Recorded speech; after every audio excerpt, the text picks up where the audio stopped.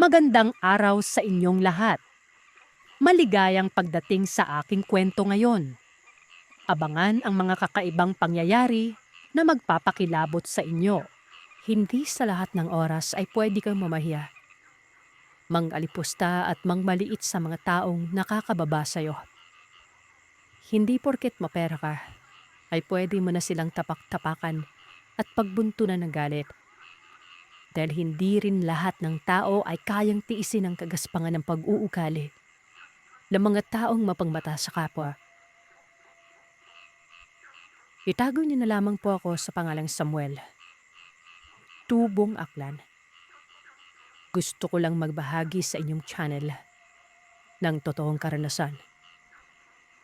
Pero bago ko simulang ibahagi sa inyo ang aking kwento, nais ko po sana munang humingi ng paunawa sa lahat ng mga nakikinig sa channel na ito. Naway, tapusin niyo munang pakinggan ang kwento bago niyo ako husgahan sa mga pagkakamaling nagawa ko.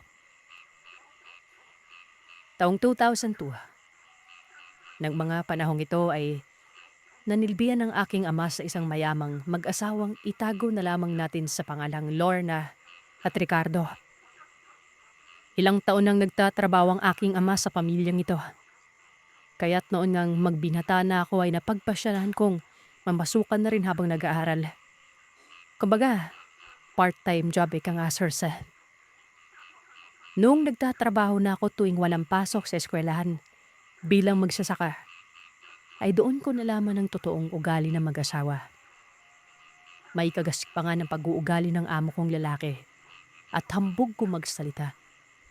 Mahilig itong mamahiya ng mga tauhan, lalo na kapag nagkakamali. Kahit nga konting pagkakamali lamang ay nakakatikim na kagad ng mura mula sa bunganga ng amo namin ito.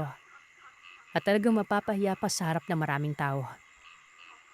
Kumbaga, normal na sa amo naming lalaki ang mamahiya sa harapan ng maraming tao noon. Pinayuhan naman ako ni tatay na hanggat maaari ay ayusin ko ang ginagawang trabaho. At kung maaari ay pilitin kong huwag makagawa ng pagkakamali. Nang sa ganon ay hindi ako makatikim ng mura at pamamahiyan ng amo namin. Anito, kung hindi nga lang daw malaki ang pasahod, ay hindi siya magtatsyag ang magtatrabaho dito. Kaya ikaw anak Samuel, kapag pumunta dito yung mga anak ng amo natin na umiwas ka sa kanila, abalahin mo ang sarili sa trabaho para hindi ka mapag-initan ng mga anak ni Sir Ricardo. Mas daig pa ang bunganga ng mga yun kaysa sa ama nila. Paalala pa ng aking ama noon. Huwag kayo mag-alala tay. Tatandaan ko palagi ang bilin mo.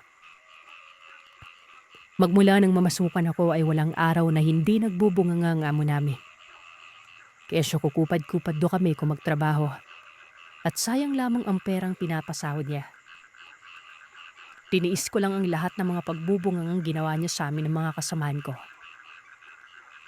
Hanggang sa isang beses noon, habang abala ako sa ginagawang trabaho, nagulat ako nang marinig ko ang pangalan ni tatay. Tumingin ako sa mga katrabaho ko at tinanong si Mang Romeo kung anong pinag-uusapan nila. Samuel, yung tatay mo mukhang sinabon na naman ni amo. Lang niya talaga yung amo natin. Porket mapera kung umasta akala mo pagmamayari niya tayo eh. Biruin mo ba namang? Hindi ko na hinintay pang matapos sa pagsasalita ang katrabaho ko. Kagad na akong tumakbo papunta sa kinaroroonan ng aking ama para alamin kung ano ang ginawa ng amo namin na yon. May kutob kasi akong hindi lamang pamamaya ang ginawa niya. Base na rin sa mga narinig kong usap-usapan. Saktong pagdating ko sa kinaroroonan ni tatay ay nakita ko siyang nakaupo habang pinupunasan ng tumutulong dugo sa bibig niya. Nag-aalalang tinanong ko siya kung ano ang nangyari at bakit parang pumutok ang kanyang labi noon. Sinapak siya ni amo.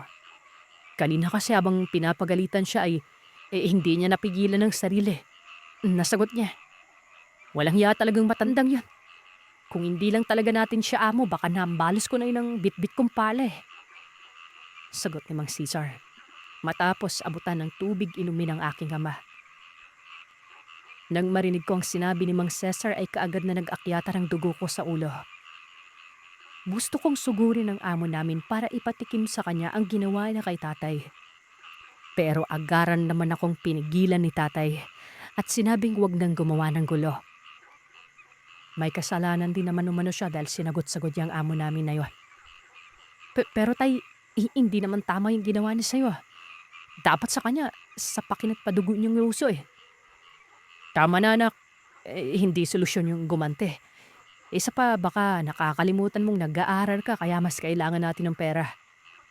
Kung susugurin mo at matanggal tayong dalawa sa trabaho ano na lang yung pangkain natin sa araw-araw at panggastos sa matrikula mo at sa mga kapatid mo. Dagdag niya pang saad nun. Magkunwari na lamang daw ako na walang nangyari nun. Kaya niya pa namang magtiis para sa kanyang pamilya. Tama ang tatay mo, Samuel. Hayaan mo na lang yun. May araw din naman siya.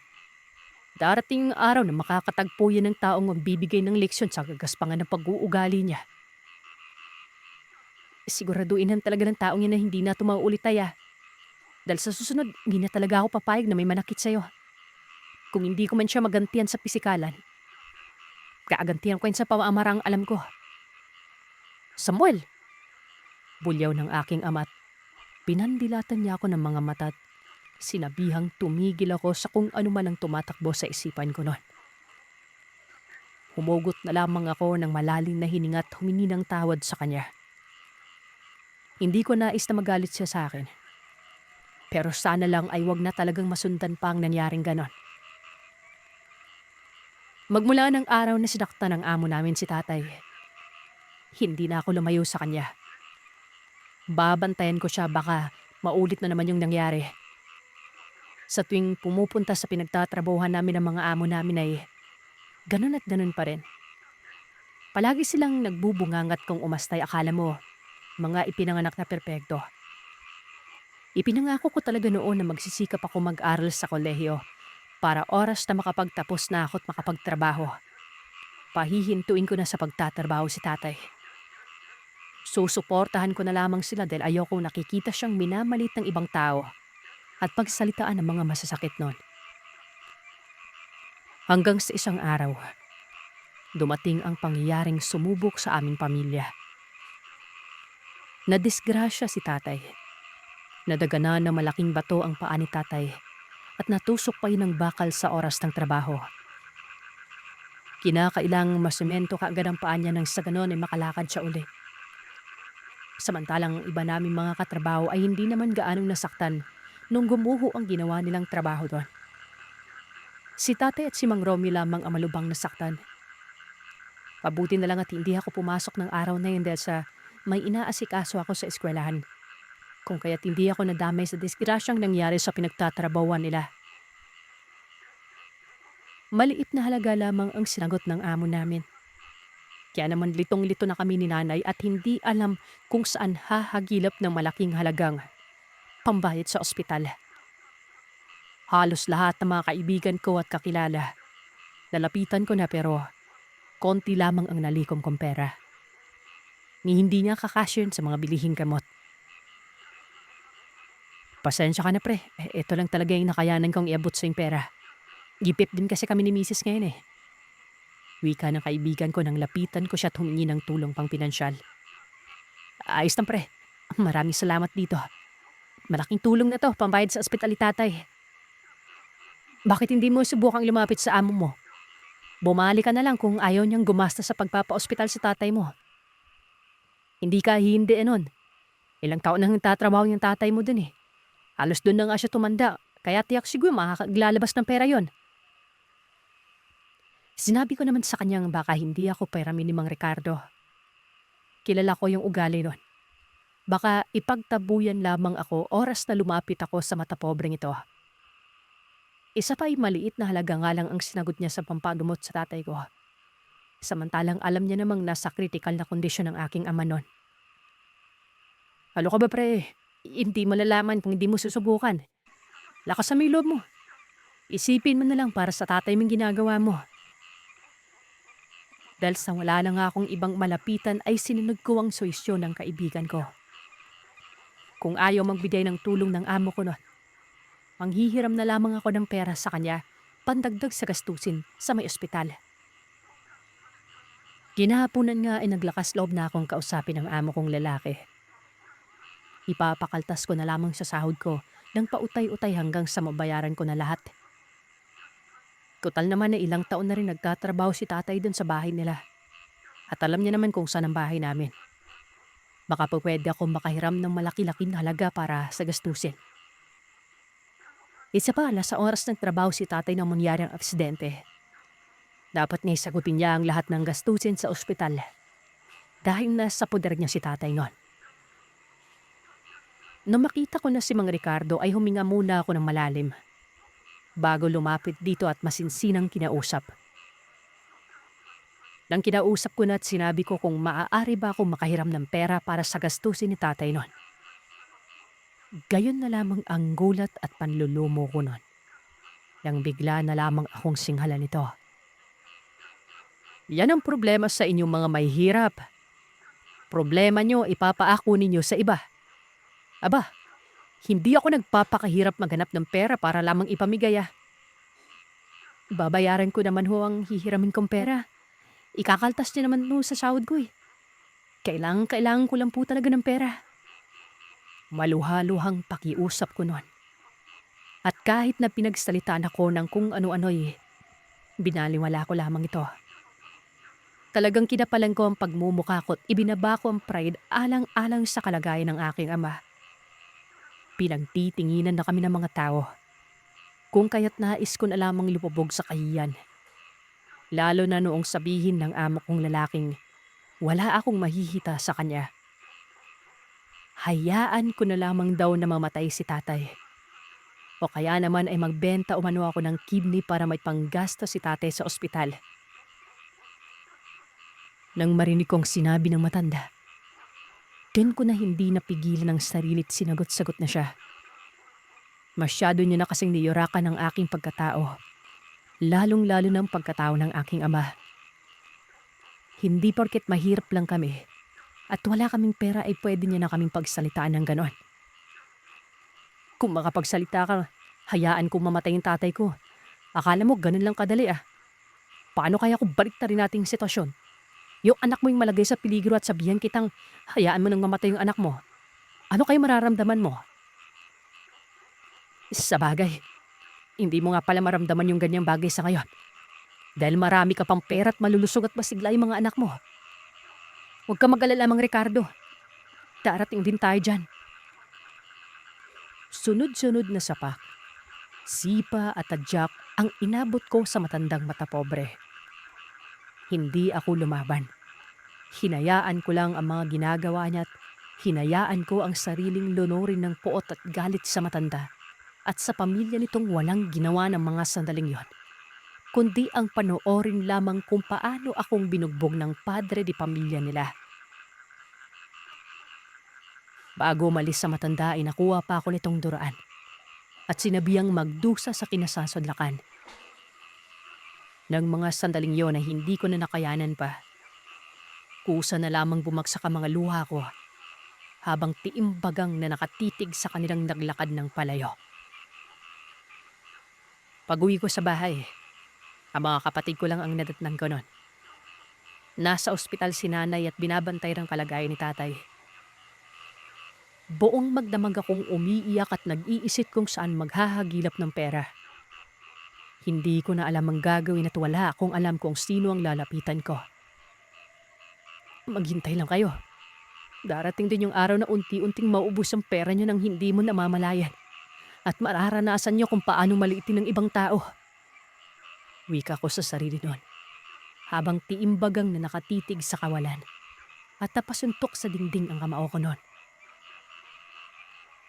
Nung sumapit na ang araw na lalabas na si tatay sa ospital, nakalikom rin ako. Mabuti na lang talaga at nakausap ko ang isa sa mga kaklase kong babaeng medyo may kaya din sa buhay. Isinanla niya ang kwintas at talong binigay ng kanyang inang nagtatrabahong nurse sa ibang bansa noon. Tapos ay pinahiram niya rin sa akin ang perang naipon niya at yun ang ipinambayad namin sa ospital. Sobra-sobrang pasasalamat mo kay Rosie. Dahil kung hindi sa kanya, Baka nga magkakatotoo ang sinasabi ng amo kong lalaking ibenta ko ang isa kong kidney para mairaos ko ang pagpapagamot ni tatay. Nang pumasok na ako sa trabaho ay muli na naman akong nasabon ni Mang Ricardo. Mukhang simula nung sinagot-sagot ko siya ay pinag-iinitin niya ako palagi ko. Huli nga na naman akong pinagsalita ng hindi maganda't masasakit. Kahimikap na kayo lamang ako sa ting ginagawa niyon. Mas pinili ko na lamang ng manahimik at hindi na pinatulan ng mga masasakit at pang-iinsulto pinagsasasabi niya. Pero ang hindi alam ng amo kong lalaki, nag-usan na ako sa isipan ng mga pamarusat. Nagpalipadhangin patungo sa kanya. Masyado nang matabil ang dila mong matanda ka. Kaya mas nararapat na bigyan ka ng leksyon para maranas mo yung hirap at amayang pinaralas pa sana yung mga tauhan mo. Lalim-lalo sa batay ko. Dito na papasok ang plot twist, Sir Seth. Isang batikang mangkukulam ang lola ko. Ako ang sumalo sa pagiging isa niyang mangkukulam bago siya bawian ng buhay. Alam yon na mga magulang ko kaya palagi akong pinapaalalahanan ng aking amang maging mabait at huwag magtanim ng sama ng loob at huwag agad-agad magsalita ng hindi maganda sa kapwa. Malakas sumano ang epekto sa taong pagsasalipaan ko ng hindi maganda. Oras na magalit ako noon. Kumaga, para o manubake o nausog yun. Kahit na hindi ko sinasadya, basta nagbitaw ako ng hindi magandang kataga, ay tumatama yun sa taong pinagsasabihan ko. Kaya maging mainit at mapanuri ako sa mga binibitawang kapaganon. Ayaw pa naman sanang gawin pero sadyang kinanabit yata talaga ako ng panahon at pagkakatawan. Mukhang kinakailangan kong gamitin ang ipinamana ng aking abuela. Gusto ko nang bigyan ng leksyon ng matandang ramo. Dahil sa pagmamaliit ito sa mga tauhan at sa ginawa niyang pananakit sa akin at sa aking ama. Ayos ko lang ba, iho? Huwag mo lang pansin yung pinagsasasabi nun. O galing na talaga yung ganun eh. Mapera eh. Wika ni Mang Cesar nun. Ayos na ako, Mang Cesar. Huwag mo kayo mag-alala. Hindi ko naman iniintindi yung mga pinagsasabi ng gurang na yun eh. May naong sabot ko. Bili ka na ang ginagawa nun. Sa paglipas ng mga araw at linggo ay bumalik na sa trabaho ang aking ama. Ayoko man sana siyang bumalik sa trabaho dahil sa paragaya niya. Ang kaso ay mapitas ang kanyang ulit gusto niya umanong magtrabaho gawa ng hindi nga naman daw pwedeng iasa lamang sa akin na lahat. Paano na raw ang pag-aaral puwat ng mga kapatid ko kung sakali mang tunigil na siya sa pagtatrabaho doon. Ano? May napapansin ka ba sa amo natin? Parang ilang araw ng barisay, no? Parang problemado. Parang may sakit. Minsan sabi niya sa akin nung pauwi na kami sa bahay. Sinabihan ko siyang wag nang impinbi ng amo namin na yon. Paprepera naman ng mga yan kaya kung sakali mang may pinoproblema sila sa buhay, kayang-kaya nila itong litasin. Pera eh. Napansin kong sandaling huminto sa padlanakad si tatay at pinitidan ako noon na parang binabasa niya kung ano ang nasa isipan ko. Bakit ay? Wala naman. Sana lang mali ako ng kutob ko. Sagot niya at nagwikang magpatuloy na umano kami sa padlanakad. Hindi ko na lamang inintindi pa ang sinabi ng aking ama. Nagpatuloy na lamang ako sa padlanakad. Isang umaga, pagpasok ko sa trabaho, ay kunway pinanong ko si Mang Cesar kung bakit parang hindi ko na yata nakikita ang amo namin. Hindi mo ba alam yung nangyari sa pabigyan ng amo namin, Samuel? Balik na tanong sa akin ni Mang Cesar na may pagtataka.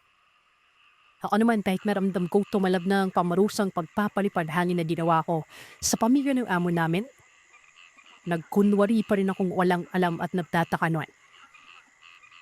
Ano bang nangyari sa kanila? Wala akong alam eh. Alam mo namang abala ko sa palasikaso kay Taping ito mga nakaraan. Wala pa na. Sinabi namang ilang linggo na raw na nagpabalik-balik sa bahay paggamutan ang pamilya ng amo namin. Lung unay nasagasaan ang gumso nitong anak. Mabuti na lamang at maisugod ko doon sa padamutan. Kaya't nakadigtas sa bingit ng kamatayan. Ang kaso, matapos makaligtas ng bunso nito, sumunod naman ang dalawa pa. Bigla na lamang umanong naglagas ang buhok ng dalawang anak nitong babae at lumobo ang tiyan na para bang 7 buwang buntis doon. Wala ding ganang umanong kumain ang mga ito, dahilan para unti-unting mangayayat at manghina ang katawan. Ayon pa kay Mang Cesar, nung minsan nga raw na mautusan siyang pumunta sa bahay ng amo namin upang ibigay ang mga ipinapakuha nito, ay nakita niyang nangangayayat na rin ang amo naming lalaki at walang tigil sa pag-ubo na akala mo'y may sakit na tuberculosis. Alam mo, kakaiba rin dong aura ng bahay nila eh. Kinikilabutan nga ako habang inaabot kay bossing yung mga gamit na pinakuha niya. Para may kakaiba dun. Anya, sumabat naman sa usapan namin ng isa pa naming katrabaho at nagwikang tama lamang raw umano sa pamilya ng amo namin ang nangyari. Napakagaspang daw kasi ng pag-uugali kaya nararapat lamang ang mga kamalasang sinapit nila sa buhay. Habang pinag-uusapan nilang tungkol sa pamilya ng amo namin, palihim akong napangiti. Umpisa pa lamang ang binitawan kong pamarusa sa kanila. Akala yata nila'y nakalimutan ko na ang ginawa nila sa akin, lalo na ang amo naming lalaki nun. Kung makapanakit ito ng tauhan, akala mo'y nabili niya na ang pagkatao namin nun. Sa paglipas pa ng mga araw ay nabalitaan ko mula kay Mang Cesar na nilamon na ng sakit ang buong pamilya. Mukhang nagkanda hawa-hawa na umano ang mga ito sa sakit. Dahil maging ang may bahay man ay inuubod na rin at lumalaki umano ang tiyan. Dahan-dahang naglalagas ang buhok nito. Bukod doon ay may mga butlig ng tumubo sa buong katawan. At ang iba pang ay nagsipagputukan at nagnanaknak. Kahit na ilang beses nang dinala sa bahay paggamutan na mag-anak ay wala pa rin nangyari. Tila mas lalo pa umanong lumala ang sakit na halos hindi na nga makalakad ang padre de pamilya. Pero kahit na may sakit na ang amo naming lalaki ng mga panahong yon, hindi pa rin matigil ang pangmamata nila sa mga trabador at masakit pa rin kong magbitaw ng kataga. Kaya naman mas lalo akong nag-init na bigyan ng mas matindi pang leksyon ang padre de pamilya. Pasintabi po sa mga kumakain. Dahil ang sumunod na ginawa ko sa amo kong lalaki, pinasuka ko siya ng pinasuka ng napakaitim na likidot. May kasamang maliliit na insekto. Muli ay nabaritaan kong isinugod na naman ito sa pagamutan. At halos nabenta na rin ang iba pa nilang mga lupain. At maging ang mga alagang hayop ay isa-isa na rin na ibenta. Nang sa ganon ay may panggastos sila para sa kanyang paggamutan. Ang kamag-anak na lamang ng amo namin ang siyang pumupunta sa pinagtatrabahuan at nag-aasikaso. Sa kanya din ako kumukuha ng impormasyon kung ano na ang nangyari sa amo namin na yon. Pambihira talaga to si Kuya Ricardo. May sakit na nga, abay pera pa rin ang tumatakbo sa isipan. Kung hindi ko lang talaga kapatid yung taong yan pinabayaan ko na tong negosyo niya. Ewan ko ba kung saan nagmana yung kapatid kong yun Napakagaspang ng pag-uugali. Reklamo ni Mang Lito habang isa-isa niya kaming sinasahuran.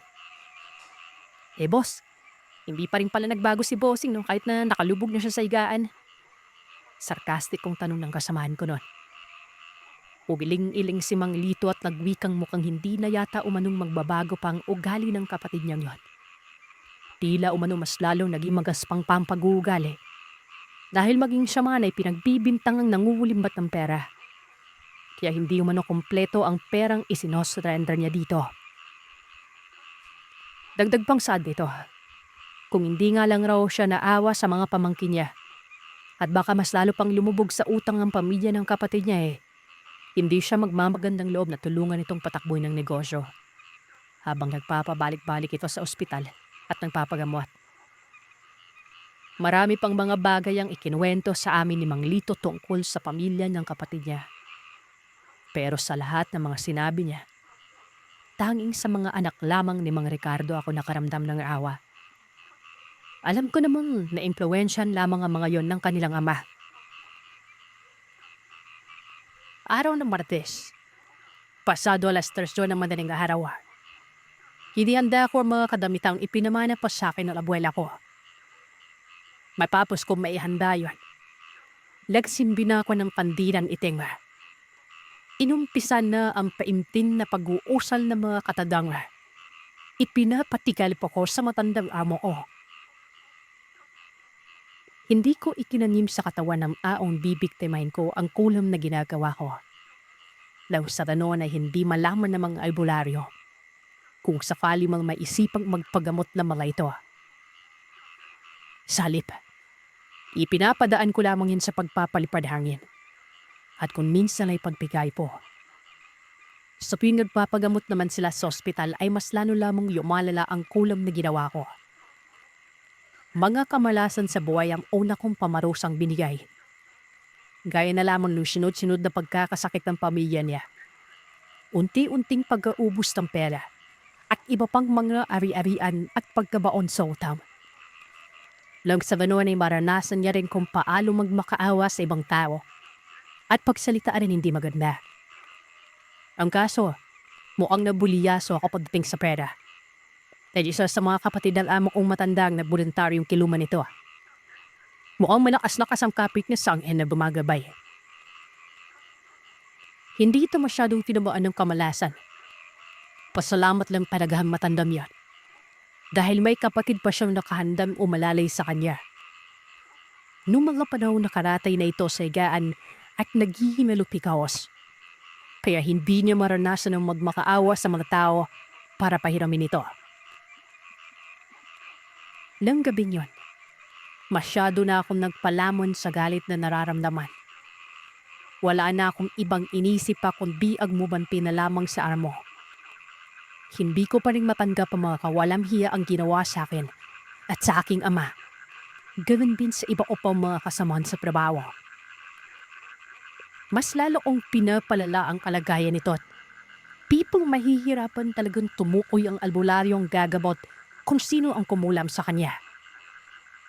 Nagtaroon siya ng mga galis sa katawan na animoy yung nilapnos ng kumukulong mantika at inuod na. Pumangit na rin ang balat nito at para bang naging balat as na nagsisipagtuklaban. Habang ang tiyan naman niya, mas lalo lumulobo. Dahan-dahan na rin nanlalabo ang mga mata at may mga gumagapang sa loob ng katawan niya. Nararapat na mangyari sa kanya mga ginawa ko. Hindi kasi siya marunong magdala ng mga tauhan eh. Ang gusto niya lang sila na yung palaging kumangabig. Hindi sila marunong magbigay sa mga tauhong na nangailangan ng tulong. Sambit ka pa sa isipan ko lang. Isang gabi, nakita kong nakaduno sa bintana ang aking ama pila ba malalim ang iniisip. Nakailang beses ko din siya nakitang bumantong hinila. Batig kong nahuhulaan ko na kung anong iniisip ng aking ama noon. Marahil ay tungkoy na naman yun sa pamilya ng amo naming sunod-sunod na nakaranas ng kamalasan.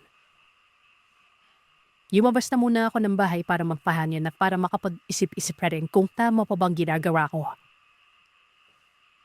Pwede ba tayo mag-usap, anak? Tayo ho pala, tay. Bakit po? May sasabihin po ba kayo? Opo po ang aking ama, pinipigan niya ako ng ilang segundo. Bago nagsalita nun. Alam mo kung ano ang nangyari sa pamilya ng amo natin. Naawa ako sa kalagayan nila. Alam mo bang lumapit na sila sa albularyo at sabi ng albularyo, kinulam sila. O tapos, ang sabi ng albularyo yung gumamot sa kanila, malakas daw yung mangkukulam dahil hindi manapanap ng albularyo o sino yung taong yun. Maski nga rin presensya ay nahihirapang tukuyin ng albularyo kung kaya't hindi ito basta-basta makakapagpalipad hangin. Sobrang naawa ko sa pamilya ni amo. Hirap na sila. Ano naman ngayon kung mahihirapan si Dafay? Not if ang tayo ba yung naghirap, tilaluman ba nila tayo? Hindi ba? Hindi. Kaya dapat lang sa kanila yung nangyari. Ang tutuusin kulang pa nga yung sinapit ng matandang yun eh. Anak, alam mo ba, yung nabaritaan kong klase ng pangkukulam na yon, pamilyar yon. Ginagawa yun dati ng lola mo. Umamin ka sa akin, Samuel. May kinalaman ka ba sa nangyari? Ikaw ba yung dahilan kung bakit naghanda leche-leche ang buhay ng amo natin? Hindi ako makasagot. Kaya't para makaiwas ay sinabihan ko siyang mauuna na akong pumasok sa loob ng bahay. Na inaantok na ako noon. Pero nakailang hakbang pa lamang ako ay malakas ang boses ng aking amang pinahinto ako sa paglalakad. Tuloy ay hindi ko maiwasang kabahan at matakot matapos kong marinig ang galit na boses ni tatay. Umamin ka, Samuel. Ikaw ba yung dahilan ng mga kamalasang nangyayari sa kanila? Ha? Hindi kita pinalaking sinungaling kaya wag na wag mong susubukang magsinungaling sa akin. Nagtaas na siya ng boses. Nakita kong nanggagalaiti na ito. Kaya naman inamin ko na sa kanya ang totoo. Dagdag ko pa. Dapat ay magpasalamat pa ito sa akin dahil binigyan ko lang siya ng leksyon at hindi pinatay. Dahil kung talagang masama akong tao, baka noon pa man ay pinatay ko na siya at ang pamilya niya. 3 sunod-sunod na suntok ang natanggap ko mula sa aking ama. Inutusan niya akong bawiin ko ang kulam at mga sumpa ng kamalasang ipinataw ko sa pamilya ng amo namin. Huwag ko umanong gayahin ng lola kong magpalamon sa pagiging isang mangkukulam. Ilang beses kitang pinayuhang huwag gumawa ng masama. Huwag gumante sa mga tao ng api sa atin. Hindi ka nakinig. Masyado kang nagpadala sa bugso ng damdamin mo. Bakit ganun na lang yung malasakit mo sa pamilyang yun? Kung tutuusin kulang pa nga yung ginagawa ko sa kanila eh. Dahil sa pananakit at pangalipos ng ginawa sa'yo. Sa akin. Sa ginawang pambubugbog sa akin ng matandang yun nung minsang lumapit ako sa kanya para humingi ng tulong. Dahil nasa peligro ka.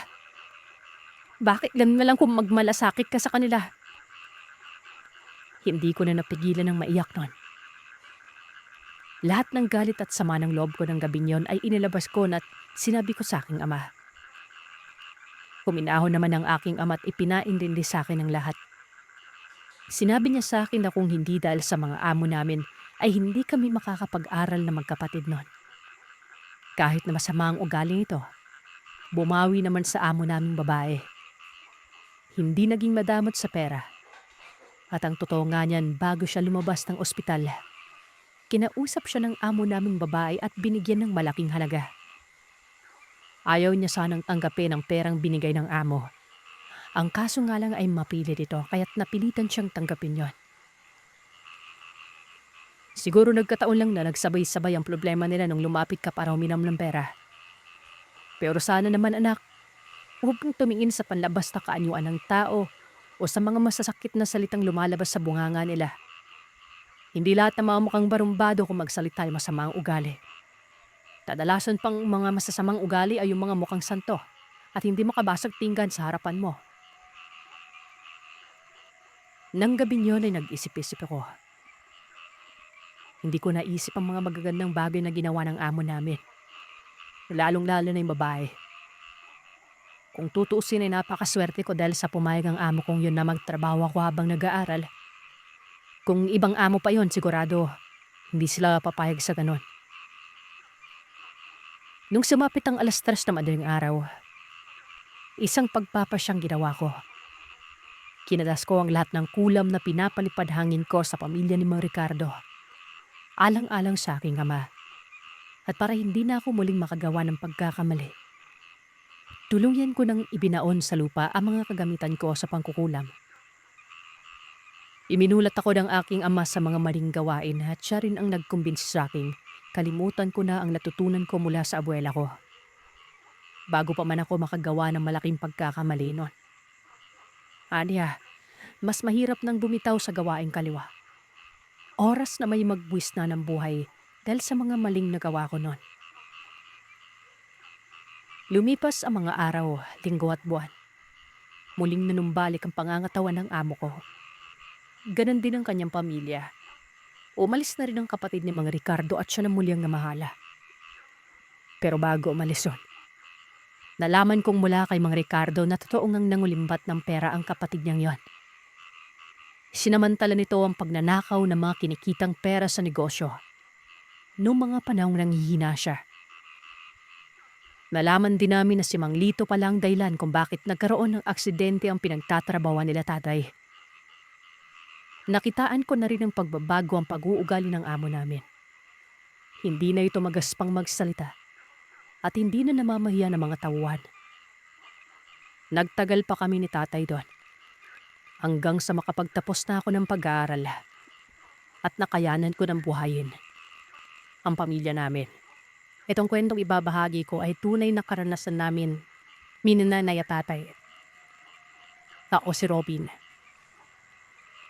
Sa katunayan, ikikwento ko sa inyo ay yung na ikwento ko na po sa asawa at anak ko. Maging iilan sa mga kaibigan ko. Isa ito sa mga karanasang himbing-himbi ko malilimutan kahit na 3 dekada na ang nakakalipas. Tungkol ito sa mga pamilyang may lahim aswal sa Pangasinan, kung saan nagpaparami sila sa pamamagitan ng palahawa. Sa maniwala kaya't sindi, muntikan na nila akong naging kauri. Isa ako sa marami na nilang naging biktima. Mabuti naman na naagapan kundi baka hindi ko na maikwento sa inyo. Itong karanasan ko gawa na malamang sa malamang. Isa na ako sa mga kinatatakutan ng mga tao. Ang masakla pa, baka may mga nabiktima na rin ako sa panahon yan. 9 na taong gulang pa lamang ako na. Wala kaming permanenteng bahay. Palipat-lipat to naman tirahan. Kung saan mabistino si tatay, doon kami tumitira.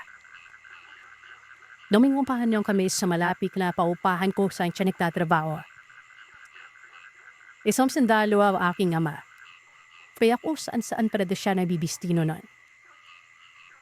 Nabistino si Papay noon sa Pangasinan kaya naman doon muna kami tumira. Masyadong mahaling mga part lang doon na paupahan kaya naman humanap to na mas mura. Saling paglalakad-yakab, habang nag-aalap kami ng tirahan, tayo na nakasalubog kami magandang babae na siyang nagrekomenda sa amin sa bahay na hindi umano'y pinauupahan nila mag-asawa. Bahay umano yun ng kanyang kapatid na bakanpe gawa ng umaris na umano ito at tanirahan sa probinsya nila sa may Visayas. Nang sabihin niya sa aming ang halada ng upa, ay kaadad man ako binsi si nanay at tatay.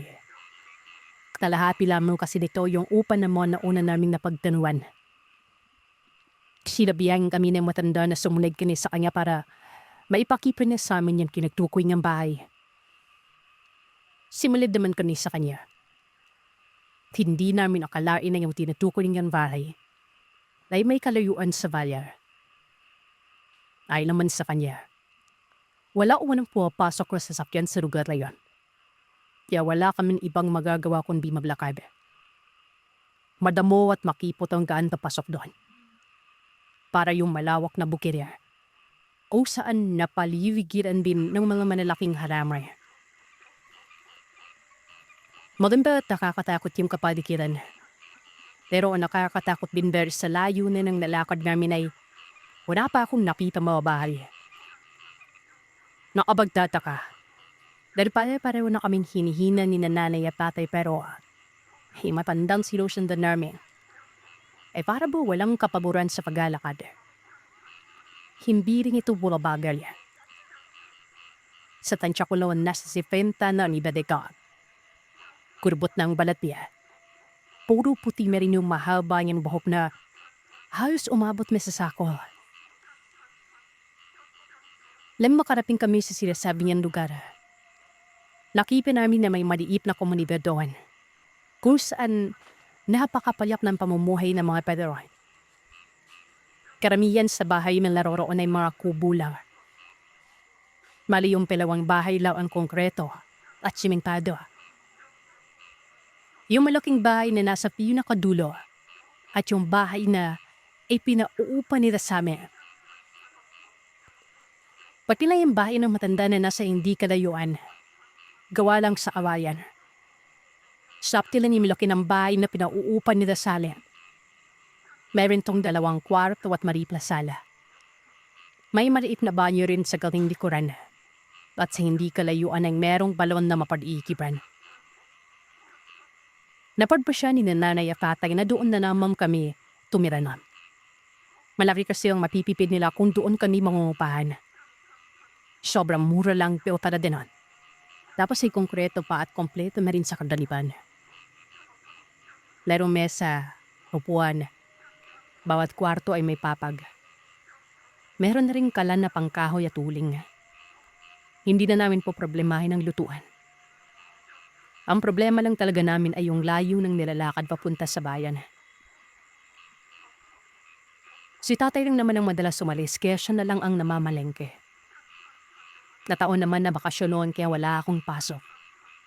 Isa pa, hindi pa ako na itatransfer noon sa mga eskwelahan doon. Sa loob ng 1 linggong paninirahan namin doon, ay may mga napansin na kami ni nanay. Nagtataka kami kasi kakaiba yung mga kinikilos ng mga tao ron. Sa tuwing umaga, sobrang tahimik sa lugar. Para bang walang tao sa buong paligid. Sarado ang lahat ng mga bahay kung saan pati ang mga bintana nila hindi rin nakabukas. Yung tipong wala ka talaga makikitang nakalabas ng isang tao. Pero sa tuwing sasapit na yung hapon, makikita mo na napakarami ng taong nakalabas sa kani-kanilang bahay. May ilan pa nga akong kaidara na gustong-gusto kong maging kaibigan pero sadyang napakailap nila sa akin. Ang nakapagtataka, sa ting maririnig namin silang nag-uusap-usap, may sarili silang salita na malayo sa salitang ginagamit ng mga taga-Pangasinan. Hindi Panggalatok ang wika nila. Hindi rin naman Ilocano. Basta, kakaiba. May mga pagkakataon pa nga na habang nag-uusap-usap sila gamit ang sarili nilang lengguwahe. Bigla na lamang silang titingin sa amin ni nanay pagkatapos ay biglang ingisi. Kung minsan ay naiilang na lamang kami. Sa tuwing sasapit naman ng gabi, napakarami naming naririnig na ingay at mga kaluskusan. Ang nakakatakot pa, sa tuwing magigising kami ng 10 oras ng gabi, ay nakakarinig kami ng mga umaangil na parang nagmumula sa malalaki at mababangis na hayop.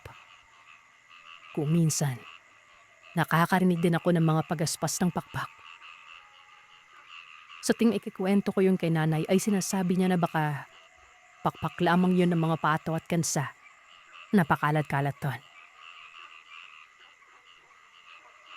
Pagsapit ng 10 araw na pananatili namin doon, bigla na nagpunta sa bahay namin yung matandang nagpaupas sa amin ng bahay na yon. May hawak itong kulay puting sobre. Nabuksan yun ni nanay.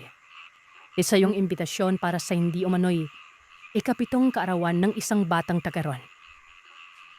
Sulat kamay lamang ito. Hindi pa uso noon yung mga printed na imbitasyon. Bihira lang din ang makinilya noong araw. Ayon sa matanda, kailangan umano kaming dumalo. Kaming magpapamilya. Itinuro pa niya kung saan gaganapin ang handaan.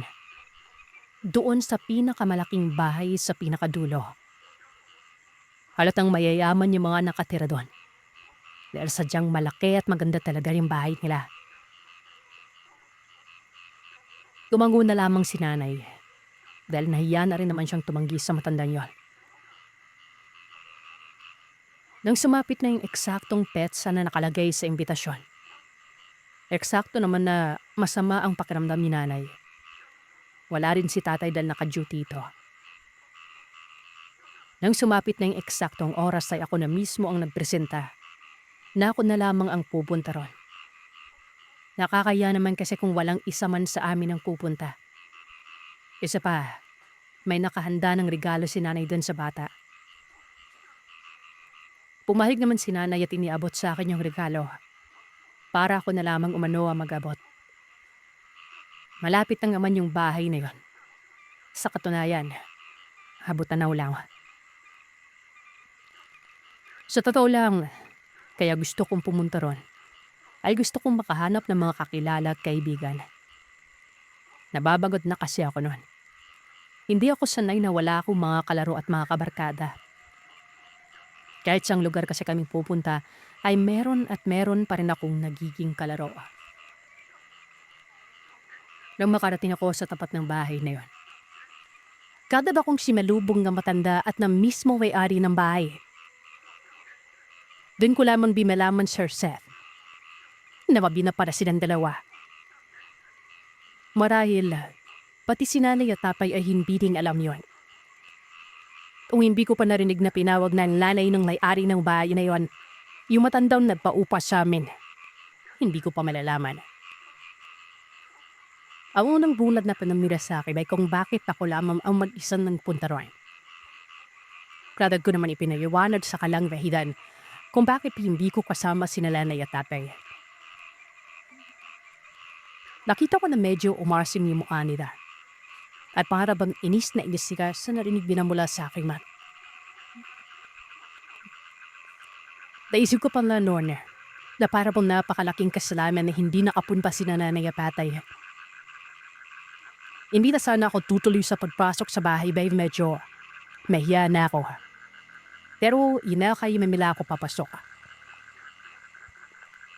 Nagulat ako dahil napakaraming nakahain pagkain doon pero even lamang kami mga bisita nila. Karamihan pa sa kanila ay puro mataganda. Yung tipong matatanda na parada. Kurong puti ang buhok. Kurbot ang mga balat. Nakapagtataka dahil puro karne na malalaking hiwa ang mga nakahanda. Dahil yung karamihan na sa mga naroroon. May ibad na. Mabibilang ko lang sa mga daliri ko yung mga bata na hindi nalalayo sa edad ko. Inabutan nila ako ng plato at sinabihang kainin ko raw ang lahat na gusto kong paimin. Dapat umano, marami ako makain. Habang sumasandok ako ng kakainin, damdam kong halos lahat ng mga taong naroroon nakatingin sa akin. Pakinalak mo susubo na ako ay hindi pa rin nawawala ang paningin nila. Para bang hinihintay para din nila ako makakain nun. Matapos yun, nagsikuhaan na rin siya ng kani-kanilang pagkain. Halos lahat ng karmeng nakahain doon. Matigas ang pagkakayuto. Hindi ko halos makayang muwain. Isa pa, walang lasa at may pagkamalansa. Hindi ko rin alam noon kung anong klaseng pan na yun. Lakasi siguro ako nung hindi yan baboy, baka, kambeno, kalabaw. Basta, kakaiba yung karamin yun. Laking gulat ko nang makita ko yung mga matandang laruan. Lahat sila ay panay ang subo sa mga karne. Inbang tipong parang 2 araw silang hindi kumain. Gitom na gutom. At tila nag-uunahan sa pagkain. Nakapagtataka din na munguya nila ng maayos sa mga karne. Ay ang karamihan sa kanila ay manabulay-bulal at maipin na inipin. Pati na rin yung mga batang naroroon na higit na mas bata sa akin. Ay doon ang din kaganang kumain sa kanila. La para bang hindi sila nahihirapan. Hindi sila hirap sa pagnuya ng danong kapitigas na karne. Mabuti na lang hindi ganun karami yung iniladay ko sa plato ko. Dahil hindi naman ako malakas kumain. Hindi ko na sana ubusin lahat ng lasa plato ko pero bigla na lamang lumapit sa akin yung may-ari ng bahay na yun. Pinanbilatan ako sabay sabihin ubusin mo lahat ng nasa pinggan mo. Kundi, hindi ka na makakauwi sa inyo. Napilitan akong ubusin lahat ng yon. Dahil pahalas alaw ng panggapingin ng sikmura ko. Hindi naman kasi masarap ang pagkakaluto. Malansa na matabala. Nang maubos ko yun ay nagpaalam na ako para umuwi dahil ramdam kong bidlaw sa makikintiyan ko. Bago nila ako pinauwi, pinabalhan pa nila ako ng isang plakang ulam kung saan pinagsama-sama na nila roon ang 3 putahe. Pag-uwi ko sa bahay, kaagad kong iniabot yung tinalay. Si Narley naman yung tipo ng tao na maselan pagdating sa pagkain. Kapag yung di nila gusto ang amoy ay hindi pala din nakakainin. Nang maamoy nga niya yung ulam ay hindi man lamang niya yung ginalaw. Sinabi ko rin sa kanya na hindi talaga masarap yung karne. Lalong sumakit yung tiyan ko nun. Nagpapawis na ako ng malamig. Nakaramdam na rin ako ng pagkahilo. Kahit mainit ang panahon noon ay pakiramdam ko. Giniginaw ako. Hindi na ako nakatiis. Sinabi ko na kay nanay ang nararamdaman ko. Pinahiran niya ng langis yung tiyan ko pero wala pa rin. Parang may gumagalaw-galaw sa loob ng tiyan ko na hindi ko malaman na kung ano. Naramdaman ko na rin na parang may malagkit na laway na gustong kumawala mula sa lalamunan ko. At hindi nga nagtagal ay kusa yung kumawala mula sa bibig ko. Nag-aalala na si nanay nun. Dahil daig ko pa umano ang asong nababaliw kong maglaway. Mabuti na lang at maagang dumating si tatay. Pagbukas pa lamang niya ng pinto ay kaagad nang sinabi sa kanya ni nanay yung kakaibang nangyayari sa akin. Na mga oras na yon, napatakip pa ako sa mga mata ko dahil nasilaw ako sa liwanag ng araw nang buksan ni tatay ang pintuan. Napakasakit sa mata ng liwanag kaya naman ayaw na ayaw ko itong makita. Ayon kina tatay, noong mga panahon na yon, nagwawala na umano ako. Nawawala na sa sarili ko. Hindi ko na rin maalala ang mga pinanggagawa ko noon. Basta ikinuwento na lamang sa akin ni nanay ang lahat nang bumalik na ako sa normal. Umaangil umano ako na parang hayop. Sumuksok umano ako sa sulok ng aming bahay kung saan hindi ako tinatamaan ng liwanag ng araw. Nang buksan umano ni nanay ang bintana ay bigla na lamang akong nagwala. Pinagkakagat ko umano yung braso ni nanay nun, kung saan nagtamo ito ng malalim na sugat dahil sa higpit ng pagkakagat ko. Natakot na raw talaga sila nang makitang dinilaan ko pa yung dugo doon sa sugat niya. Nang awatin ako ni tatay, ay siya naman daw ang kinagat ko nun. Katulad ng aking ina, nasugatan din siya. Kahit anong awat nila sa akin ay pilit ko pa rin inaabot yung mga sugat. Parang tuwang-tuwa pa umano ako kapag nakakakita ako ng dugo nun.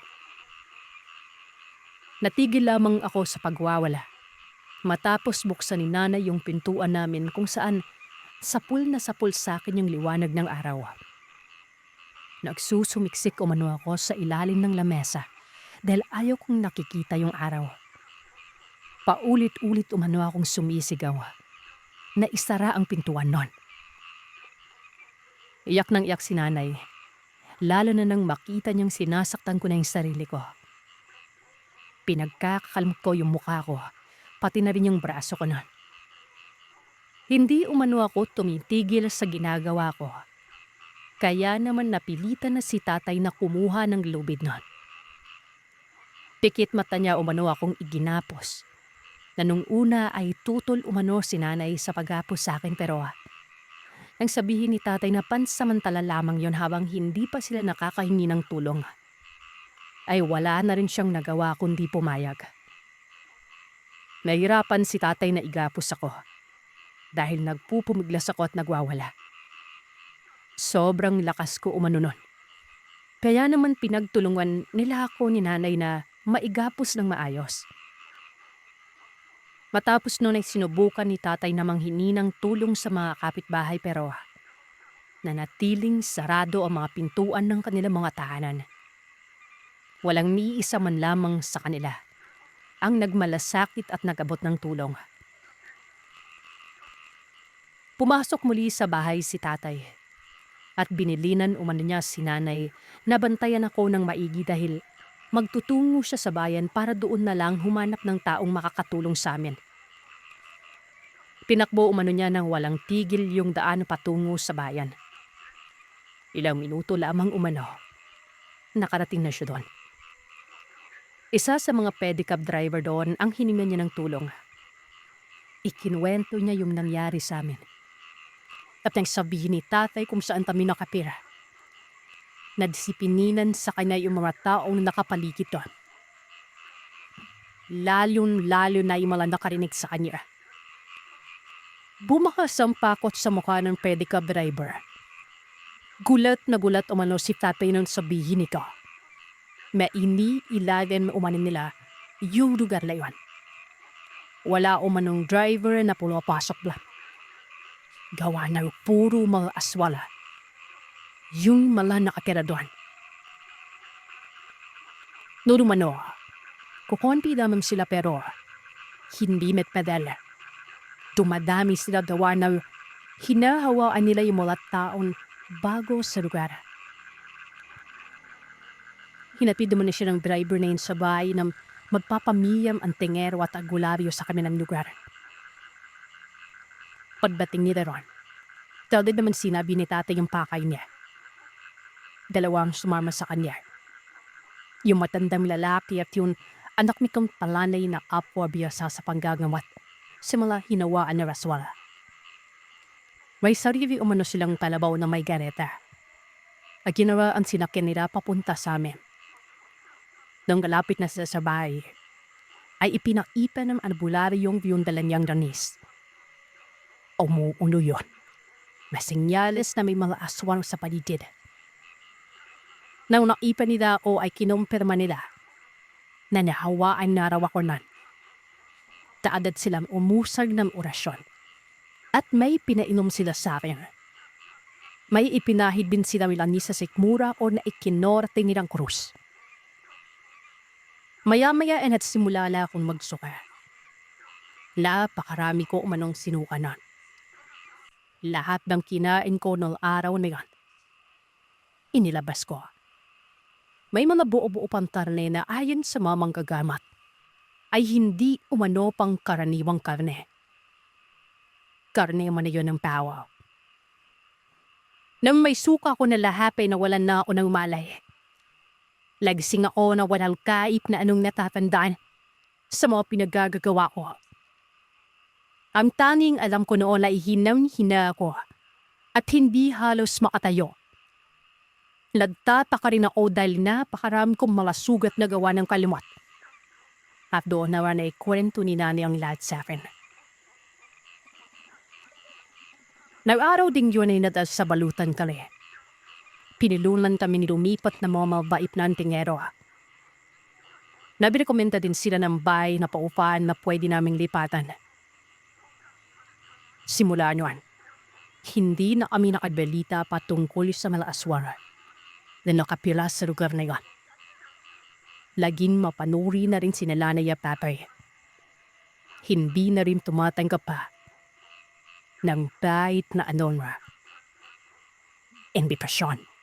Meron po akong ibabahaging kwento tungkol sa matapang ko na noon na hindi man manggagamot ay maraming alam patungkol sa mga elemento sa paligid niya. Hindi na po ito iba sa kanya gawa ng yumaki si Lona sa lugar kung saan maraming kababalagan noong mga kapanahonan niya. O ng mga bata o dalada pa sila noon. Normal na sa kanya ang makakipa ng mga bagat. Mahabol ng mga kanabaw na namumula ang mga mata at nagsasalita noon. Makakita ng mga tumatawid na mga maliliit na tao. Ununo sa punsyo. Sa kapirikan ng araw sa may palayan. At kung ano-ano pa. Ulipin ko, Hindi po manggagamot si Lola at sa pagkakaalam ko ay wala kaming lahing ganon. Ni hindi rin po nasabi ni Rowena kung paano siya naging maanam sa balito. O kung sabihin man natin na kung meron man kaming lahi walang nakakaalam dahil malihim pala pa itong si Lola. Yung mga ikinikwento lamang ni Pinoon ay base sa mga karanasan niya. At sa karanasan ng mga magulang ko, mga magulang namin, o yung mga pinsan ko. Sa ginami-dami ng karanasan ni Lola, patungkol sa mga hindi maipaliwanag na mga elemento na. Ang ibabahagi ko sa inyo ay ang karanasan niyang isa sa mga paborito ko. Ang pangalan po ni Lola na totoo ay Nestora pero kilala po siya sa lugar na noong nabubuhay pa siya. Sa palayo na Nona Neng. Tahimik na tao si Lola Ning. As in, hindi siya katulad man iba na nakikipagbardabulan o nakikipag-away noon. Dekada 80. Pinawanak na ako nito pero wala pa full kamuwang-wang sa mundo. Nagkaroon ng hidwaan noon ang mga kamag-anakan namin. Bali sa mother side ko po para si Lola Ning gawa ng ang tatay ko po ay pada Maynila pero nung nagkatuluyan sila ni nanay ay doon na bimimirahan sa lugar namin yon. So bali ay nga. Hindi na nasabi sa amin ang pinakarason ng away pero na happy daw talaga noon yung angkan namin. Kumagip na sila Lolo at Lola Ning at hindi sila nakisani pero umabot talaga sa puntong nag-happy-happy sila. Nagwatak-watak. Watak-watak din kasi ang lupa ni daw kaanak noon. Merong tamang mag-asawa mismo sa angkan nila na naghiwalay ng pirahan dahil lamang sa hidwaan na ito. At ito din ang rason kung bakit nagkaroon ng kakaibang karanasan. Ang mismo mga anak nila noon. Letong dalawang mag-asawa ay tawagin na lamang nating Tita Pepay at Tito Marnon. May tatlong sino anak noon. Ang tatlobing ito, lahat puto yung pinakapanganay sa aming magpipinsan. Tawagin na lamang natin silang Luis, Juan at Love. Si Luis ang pinakapalanay at si Love ang bunso noon. Nag-iisang babae. Napunta kay Pipa Pepay si Love noon. Samantalaw ang dalawang magbibinata naman na anak kay Paroon at Parito. Kapag tutulong sila kay Pito Marlon, sa sakahan ay uuwi sila doon. At kapag araw naman ng klase ay nagawi sila kay Pipa Pepay. Mas malapit kasi sa kalsada ang bahay ni Pipa Pepay noon. Tapos iisang eskwelahan yon naman ang dalawa noon. Hanggang sa isang hapon. Hapon ng Biyernes noon. Mga dano araw, ang gawin ng magkakapatid ay dumaan muna sa may bahay nila Tita Tepay. Pagkatapos ay magbibihis, magbabaon sila ng luto ng nanay nila bago pumunta sa bahay naman ng tatay nila noon. Para sa susunod na araw ay tutulong sa pagpapasto ng mga anaga nila. So mga magtatanong kung bakit hindi pa sila magsama noon. Hindi ko po masasablot yan, sir. Maski ako ay napapatanong din pero may mapapabi pero hindi mapaliwanag, diba? Walang last subject ako si Juan doon. Dahil sa wala ang guro nila pero gaya ng nakadawian ay himinpengi po ang Kuya Luis niya para sabay silang umuwi at nangyari naman yon. Malapit na sila sa bahay ng nanay nila. Nung maalala ni Juan na naiwan niya pala sa playground ang mga libro niya noon. Ipinatong niya sa likuran ng slide habang naghihimpay ang abite sa kapatid niya nito. That's a weekend doon pagkatapos at ayaw niya bing mawala ito dahil makagalitan siya ng teacher at pagbayaring pa. Napagpasyan na lamang nila na magawi muna sa bahay nila noon. Unin ang luto ng nanay tapos ay bumalik ng eskwelahan at tawiring na lamang ang palayan patmuo sa gilid ng ilog na puro kapunuan doon. Deberatsyon nga lamang yan para makarating sa dulo naman na palayan ulit. At doon na banda ang bahay ng tatay Marlon nila. Mas mapapabilis kasi sila doon. Diba? Habarasan pa ito sa mga shortcut. Doon mangyayari yung mga ganitong karanasan eh. Isa mo pa, na itong parte na ito ay literal na walang masyadong nadadaan. Wala kang matatawag na trili o maliit na daanan. Purong damuhan. At ang pagbabasehan mo na lamang ng paglalakad ay yung tingob ng agos ng tubig sa ilog. Matapos mong mabalik na ng libro ay tumuloy na sila sa daang yun. Maliwanag pa. Wala pang anasing kung susumayin mo. May nakakasanubong naman silang mangilan yun ng ibang bata na naligo sa kabing ilog noon. Hindi na din nila naisipang bumaba noon kasi yung pangpalit nila ay sakto lamang para sa isang buong araw. Siyempre ito na. Sa kalagitnaan ng paglalakad nila, habang binabaybay nila yung aladipnaan ng gilid ng ilog ay meron na umanong napapansin si Luis noon. Kasi habang nakapaas tingin si Juan at nadahanap ng gagamba o kung ano putas. Etong si Luis naman ay napapansin niya yung biglang pagpigiling ng tunog ng mga insekto at hayop sa paligid. Sa mga nakadaan na dyan sa gilid ng ilog, Sir Seth, alam yan. Alam nyo yung tunog ng mga ibon, insekto, o kung ano pang mainay sa parpe ng mga iugan. Maski siguro sa gubat na walang tao. Pero lumang oras na yun. Parang TV nga daw na pahina ng pahina ang volume. Hanggang sa tuluyan ng nawala ang inay noon. Ikimong hangin na umiihip o ano ng normal. Wala na. Evento ang pagkaway ng mga awayan noon. And people parang lumipat na sa ibang dimensyon.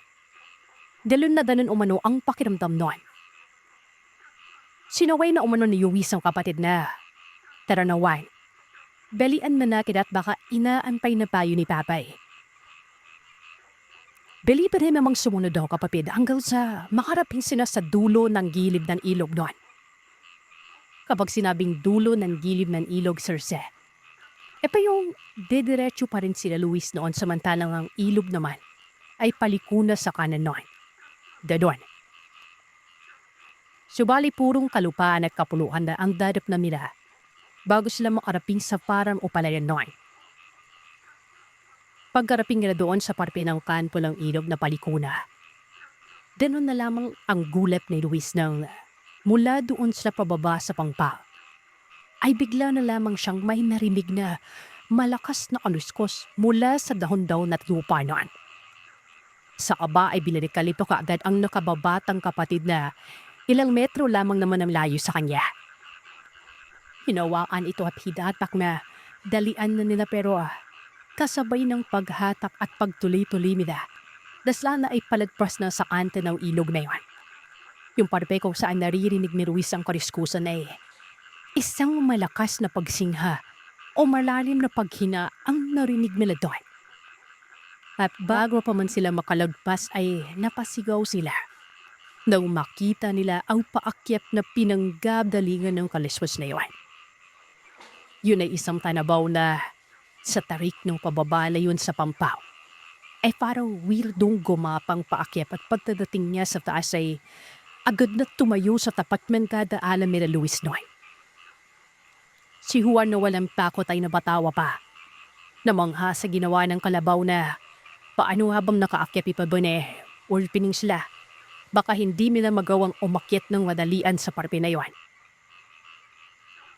Huminto itong pipig na titig sa kanila. Kumukurap-kurap pumala ito.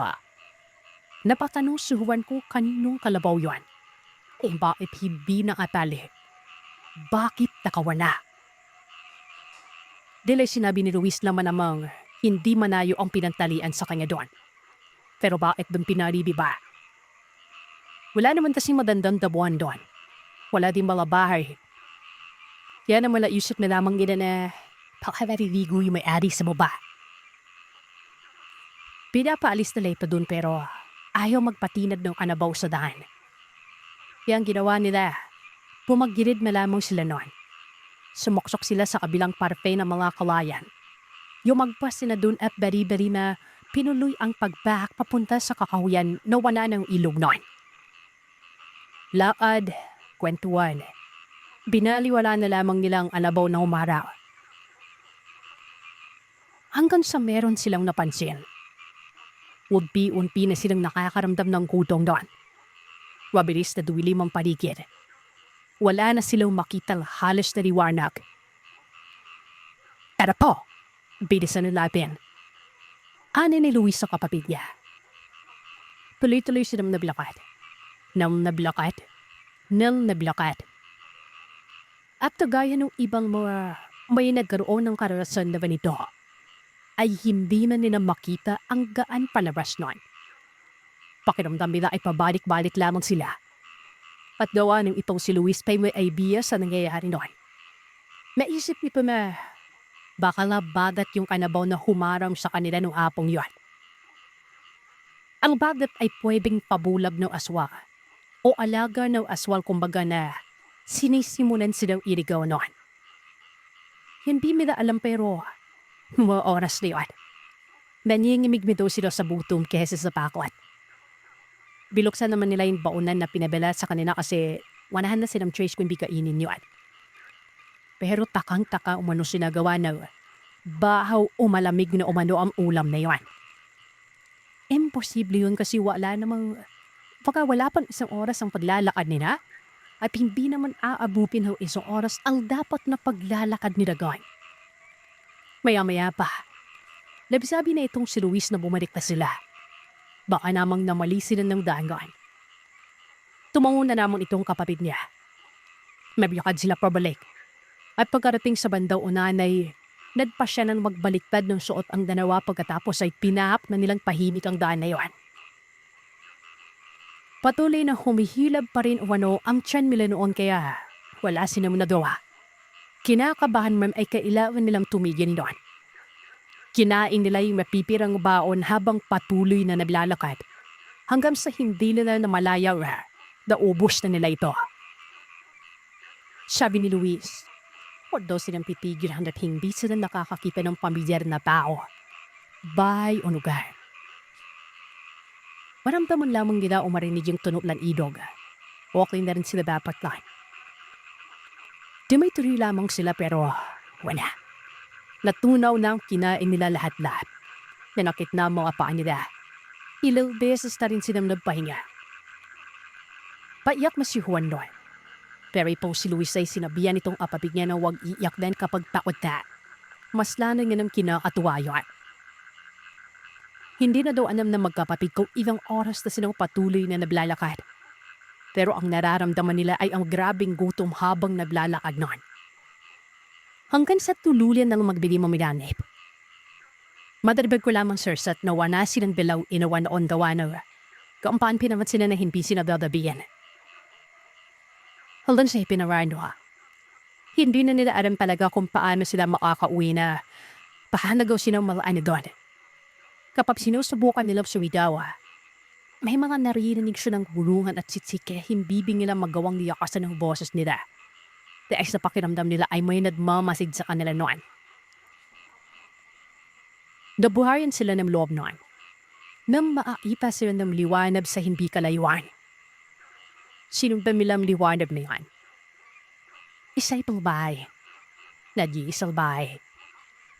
Doa ng kinukutuban na bin talaga si Luis. Imbis na duman, hinatak nito ang kapatid at sinabing lumihis sila ng kadsaba noon. Doon na rin nila naririnig ang tuhog ng inog. Ipinampatuloy nila ang paglalakad at nilagpasan nila ang bahay na ito. Pero makalipas lamang ang inang minutong paglalakad naman Sir Seth. Nakakita na naman sila ng bahay sa hindi kalayuan. Nagreklamo na si Juan noon na nag-uutom na siya pero sinisipan na lamang ito ng kapatid niya. Wala daw silang malikuan doon.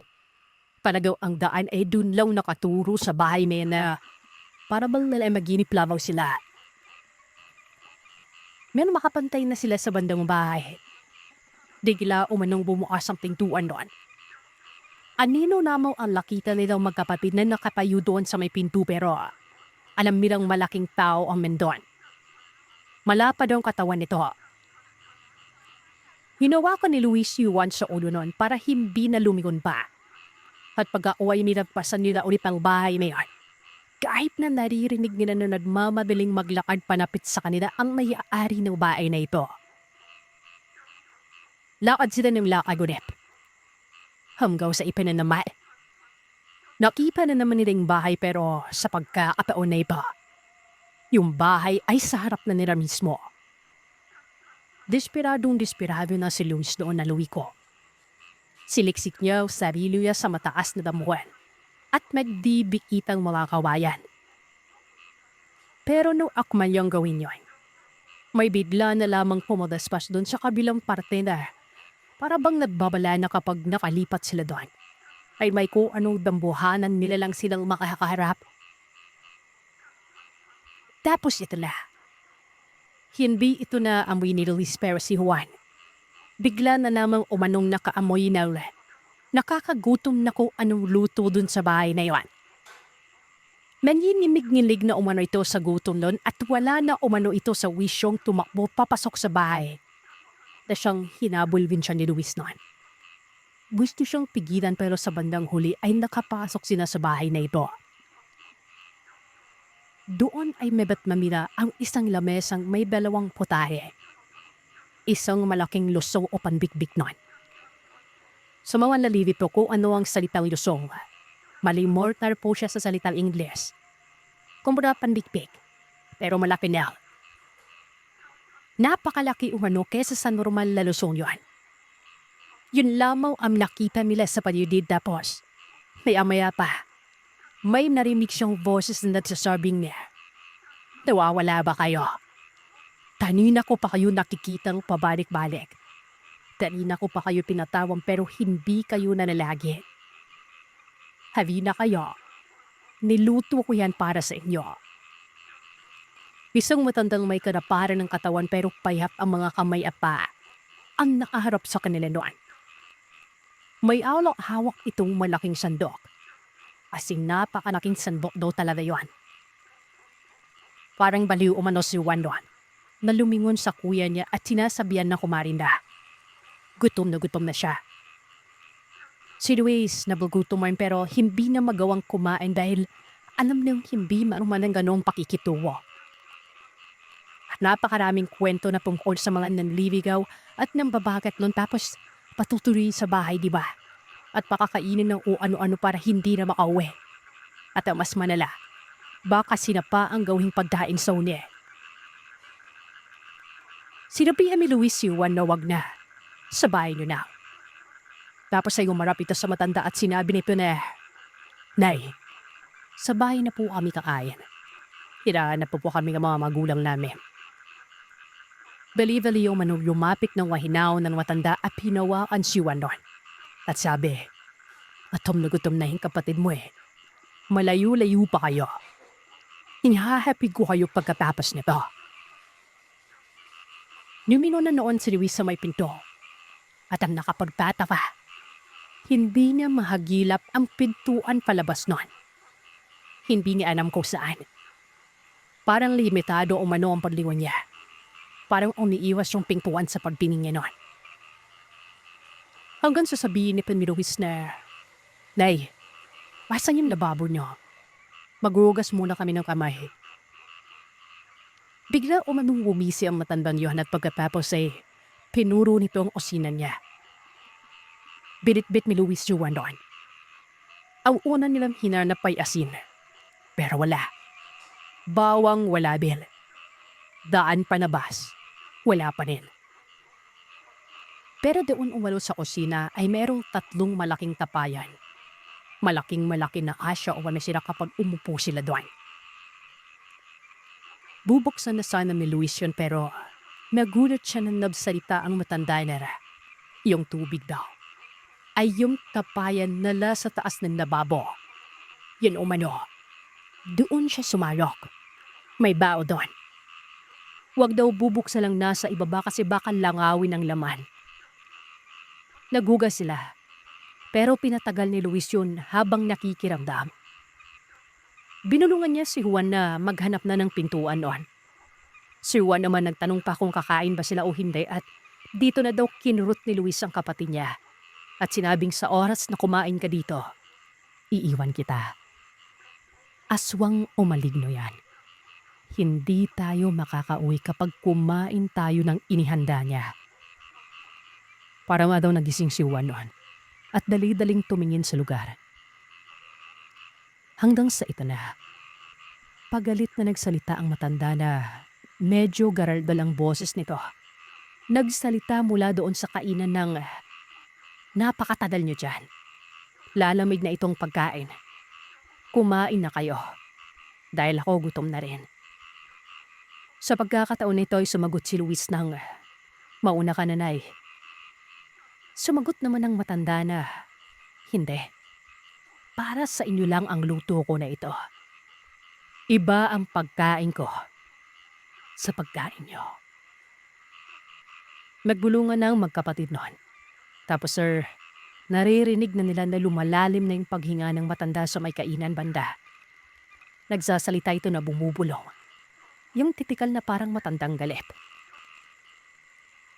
Mga ilang segundo pa ay naglakad na ang dalawa papunta sa may kainan noon. Dito ay naabutan umano nila ang matandang nakatalikod. Nakaharap sa lusong. At kinukuskus umano yung lusong na yon kahit na walang laman. Masakit na masakit sa tenga ang pagkutkot noon. Nakakarinti kumbaga. Tunog kinuskos na karton. Nakakatindig balahibo. Tinanong nila itong matanda kung ano ang ginagawa. Hindi ito umimik pero ang sagot nito ay parang kumakanta, sir. Alam mo yung matanda kapag unihele. Ganun na ganun ang boses niya. Hindi umano makalimutan ng magkapatid yung boses na yon. Habang abala ang matanda, nagtalikuran si Luis at Juan para hanapin ang nawawalang pintuan. At maya-maya pa, nakita nila ito. Para umanong ilusyon ang pinto kasi mukha itong kanto ng loob ng bahay na kapag hindi mo tititigan ng maigi, ay sadyang hindi mo talaga mapapansin noon. Ang problema, yung kanto na yun ay katabi halos ng matandang abala sa ginagawa sa may lusong. Inamoy ni Luis ang ulam. Parang pinakulo ang tubig lamang umano yon. Ultimong si Juan Sirset ay nawala na yung mabangong pang-amoy niya sa pagkain na yon. Wala ito iba pang sahog kundi karneng parang tokwa umano na mapula-pula at maputla noon. Hindi alam ni Luis kung bakit niya tinanong pero sabi nito bigla, "Nay, walang asin, walang sibuyas, paminta o bawang." Bigla umanong lumakas yung pagkaid ng matanda sa lusong. Hindi ito lumingon sa kanila pero ang sabi, wala umano siya noon. Hindi siya nakabili sa bayan. Pero kahit ganon ay masarap daw yun. Gawa ng ang gamit niyang pampalasa ay mga halamang ugat at langis ng niyog. Hindi na alam nila Luis kung paano sila lalabas sir pero tila ba sinuwerte sila noon. Dahil maya-maya pa, meron silang naririnig mula sa labas. Tagbalay, tagbalay. Lang ibig sabihin sa Tagalog ay tao po, tao po. Pamilyar ang boses na yon na nanggagaling sa taong kilalang kilala namin. Walang iba, kundi si Lola Neng. Minsan, ang pagiging tahimik, ito pa ang nagudyok para magkaroon ng karanasan. Karanasang hindi mo lubos mapagtanto na pagdadaanan mo. Karanasang nakakapanindig balahibo na higit pa sa nakakita ng kung ano. Isang karumal-dumal, kasuklam-suklam, nakakarimarim. Ang masaklap dyan, hindi mo inaasahang pangyari ito at hindi mo rin inaasahan na nangyayari talaga ito sa totoong buhay. Itago niyo na lamang po ako sa pangalang Melboy. Naalala ko pa noon ang mga kaganapang minsan kong napaggaanan.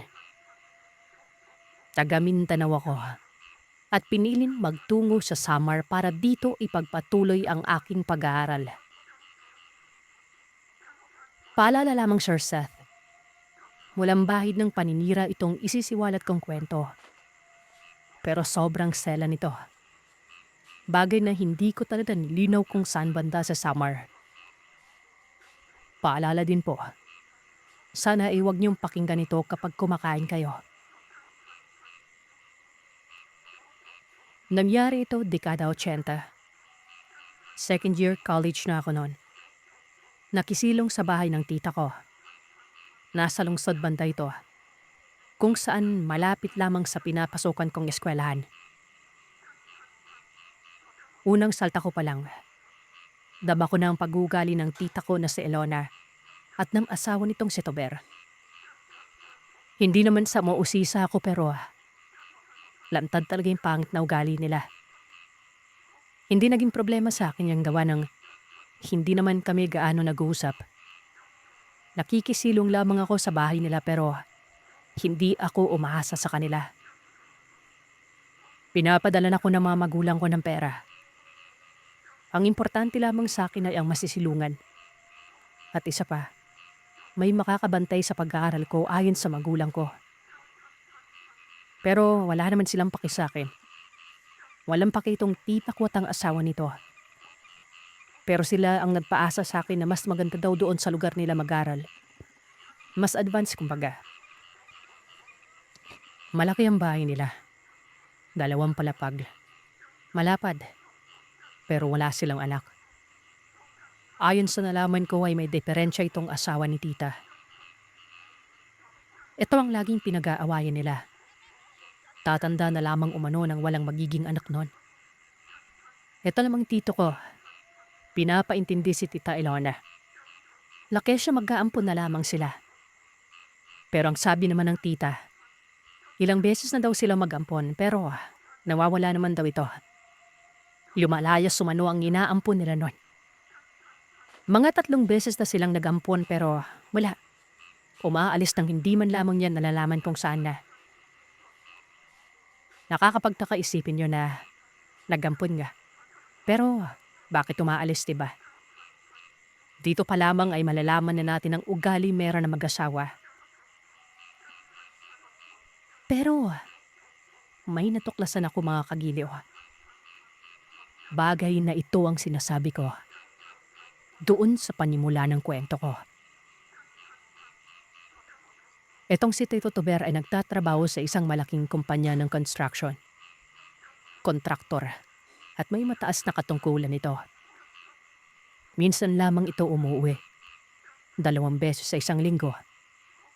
Malayo kasi nandidistino. Pero may pagkakataon na araw-araw nasa bahay ito. Katunayan, mula noong pagsalta ko ay nasa malapit lang ito nagtatrabaho. Malapit na ang project nila. Pero hindi naman isya sa akin yon. Ang importante lang talaga kagaya ng sinabi ko kanina, may natutulugan ako. Sa likod lamang ako banda. May extension kasi doon. Bukod pa ito sa isang extension na harapan naman ng bahay. Yung nasa harap ay nilalagyan nila ng mga lumang kagamitan. Pero nakakandado yun na para bang may kung anong maselan sa loob. Si Tito lamang ang nakakapasok doon kumbaga. Habang yung nasa likod naman, dating slid ng katiwala. At yun ang pinagamit sa akin noon. Diski naman ang pipa na sa Nobel Hour. Pero ayun nawa, at nakapagbisisyon ako na sa bodega na lamang. Hindi ako dumadaan sa harap. Sa gilid naman ako ng bahay. May maliit na daanan naman doon. Patungo at pauwi doon ako dumadaan. Minsan ay hindi namamalay na nagtipa na nakaraping na pala ako. Dahil nang sabi ko ipahimik lamang ko siya kung pauser, sir. Epe yung ugali ko. Tapos malakas ako makiramdam. Tayinik lang pero alam ko kung anong nangyari sa paligid. Ilang buwan mula nang namalagi ako ron. May dalawang bata akong napansin sa bahay ni Rapita. Lalaro ang mga ito. Piling ko ay nasa 5 ang edad nun. Tanisa, napisay na sa 7 taong gulaw. May isip ko na baka inampun na naman nila at ginawa pang dalawa. Babae at lalaki ito. Lalaki yung matanda. Pero mahalata sa mga kupis tipo na para bang batang lansalan. Ibi ko alam kung ganing ba sa ampunan. Ibi naman sa nawuwutya pero kadiding totoo lamang ako batay sa napikita ko noon.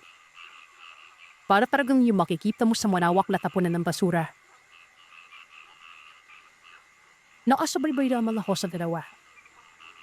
Pawalanan natin ang mga itong Bina at Arthur. Inaaladar naman yun ng tita. Naririnig ko pa na sabihan nga mga ito na wag alis ng bahay.